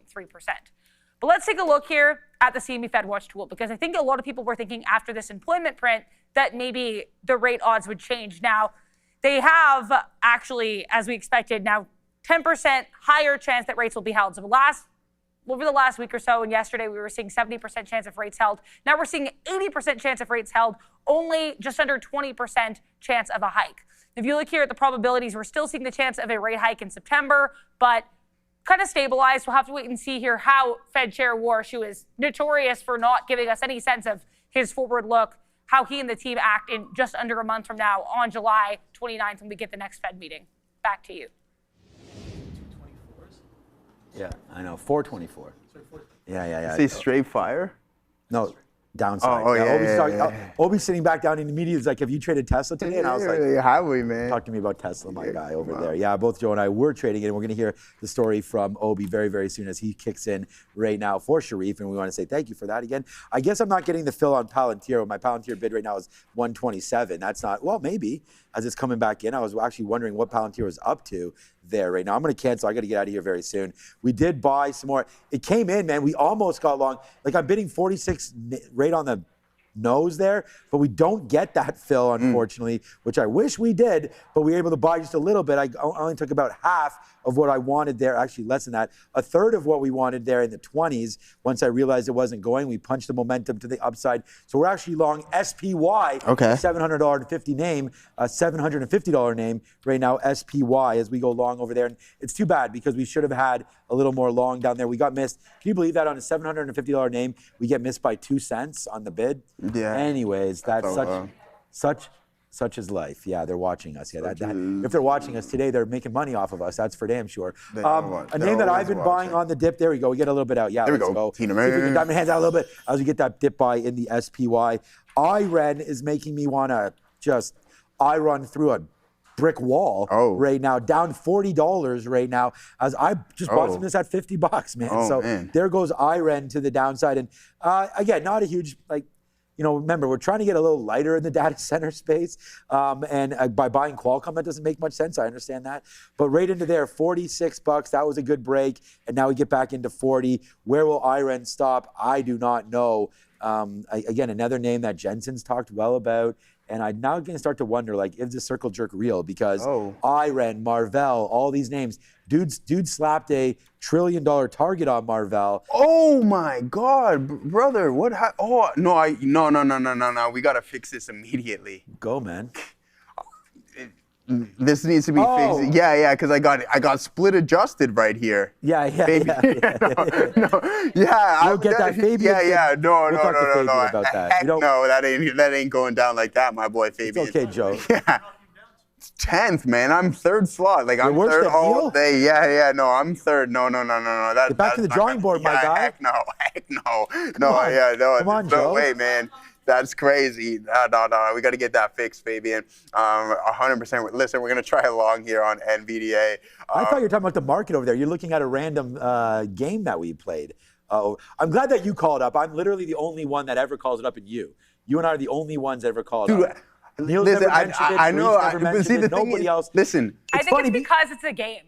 I even used to do an infographic to track it, and then the reason I stopped doing that is because I was like, this is. That's why I'm not doing it anymore. Because I took it as serious. These are things that I'm trying to offer to people, and I know Obi spent time doing it. I know you did as well. But that's the problem. Whenever I throw it back to people that are negative, they're like, "Wow, this is not real. It's not real." I know. Hold on, no. But I said from the first time we did this last year, or the first time because it started with Jimmy Carter. There's nothing here in life. If I'm doing something, I'm in it to win it. This is what I'm trying to say. Yeah, I'm in it to win it, man. So regardless of if it's real you have you have 4 of us right here. We're all the ones that are green. Yeah. So are you Adara? I don't know. Yeah, Adara. You are. Adara, Joe, Obi. Yeah, exactly. I'm in it to win it. If Oracle's bleeding, I'm probably green. So. Okay, you want me to look at it? Joe, you just had it up. So who's green and who's not green? It doesn't really matter, but to your point, I think it's to each their own. It is a game at the end of the day. It's not that this is real life. What is in a game? No, I'm saying this is just, we didn't slap down and we didn't put 10 grand into an account and buy these names. But this is what we're talking about here. Obi, Sean, Adara, and then Joe, you are. Yeah. So if we look at Joe's holdings right there, CrowdStrike is up nicely from where you bought it. You bought this at $466. Yeah. CrowdStrike's at $800 right now. So you're up on that. Then you bought JP Morgan and Walmart. So you always talk about JP Morgan, we talk about Walmart, we talk about CrowdStrike. So these are real plays, right? These are all real plays. There's Marvell, Eli Lilly, and then Big Bear AI. Big Bear AI, again, that was the price it was at. I'm long at 420, but I still liked it, so I'm holding to that as well. We talked about Neil down here, AVAV. Good, still 2 good calls there. FCX and CRISPR. AVAV is the one that's down 50%. Yeah, go back over there. Sharif has a couple good plays as well. I know Brendan has the one that I was just talking about with IREN right there. And good names. I'm being influenced by Brendan too much, I feel like. I bought some CEG and I bought IREN real time, real money, real account. So that's not great. There's Adara. So yeah, Adara, you're definitely green. As you got the Oracle short. The Oracle short is 31% in the money. So that's absolutely huge. And then you went long on Starbucks, which is great, and then Boeing, which I really like that stock. So I think your portfolio and Joe's portfolio definitely kicking as well. And then, of course, I mean, this is Obi right now. The Circle Short, I mean, wow, that's really started to pay off recently as well. And that's been back and forth. The Sidious there took a shot there as we talked a little bit about some space names. That's working out. And then there's BW into the oil patch as well. So that's been some really great calls there. And Obi might be the only one that has all three names in the green. So there you go, man. And as we continue to talk about it, but hey, like I said, we're the only ones doing it, and it is what it is. But here comes the SPY again, right back there to the upside. Let's see what winds up happening. Take a little bit more out. We've been trying to buy the dips in here, and it's been working out. So we went back to the NASDAQ, into the index and tried to buy it. Maybe Tesla's getting a bid here. Finally, it breaks. I could try that now. Finally starting to break, back overneath the 25-period moving average right now on Tesla. So we could give that a go and see if that wants to mature back to the upside a little bit. You got to give it at least to 396. So I think you're looking at about $1.50, $2 right now here of risk on Tesla if you like that trade. But I'm going to hold out that maybe the SPY battles back there today. Thank you so much to everybody for enjoying or watching the show. I hope you enjoyed it. I know I did. Thank you to Joe as well. Thanks to Obi for taking over for Sharif. He's coming up very, very soon. A big shout out to Tiffany, Fabian, Ramin. Everybody, One is over there working hard. So is Brendan. We have Adara this morning as well with all the news. We want to thank her as well. And then I do want to give a big shout out to Mitch. Thanks for coming through today, Mitch, from Trade the Pool. Go check them out, Trade the Pool, right now. But it's 11:01. Without any further ado, we're going to continue to cheer on the SPY. Hopefully that can continue to go. And thanks for bearing with us on this Tesla down day. And there it is. Now we're at $1.30 now in the money. So we got dollar clubbing now, and we got to put an offer as we can, It's only a win if you take it out. So there it is. We get some 64s there on the SPY. Thanks for watching. Enjoy the midday show. I'm back at 2. Ciao till then.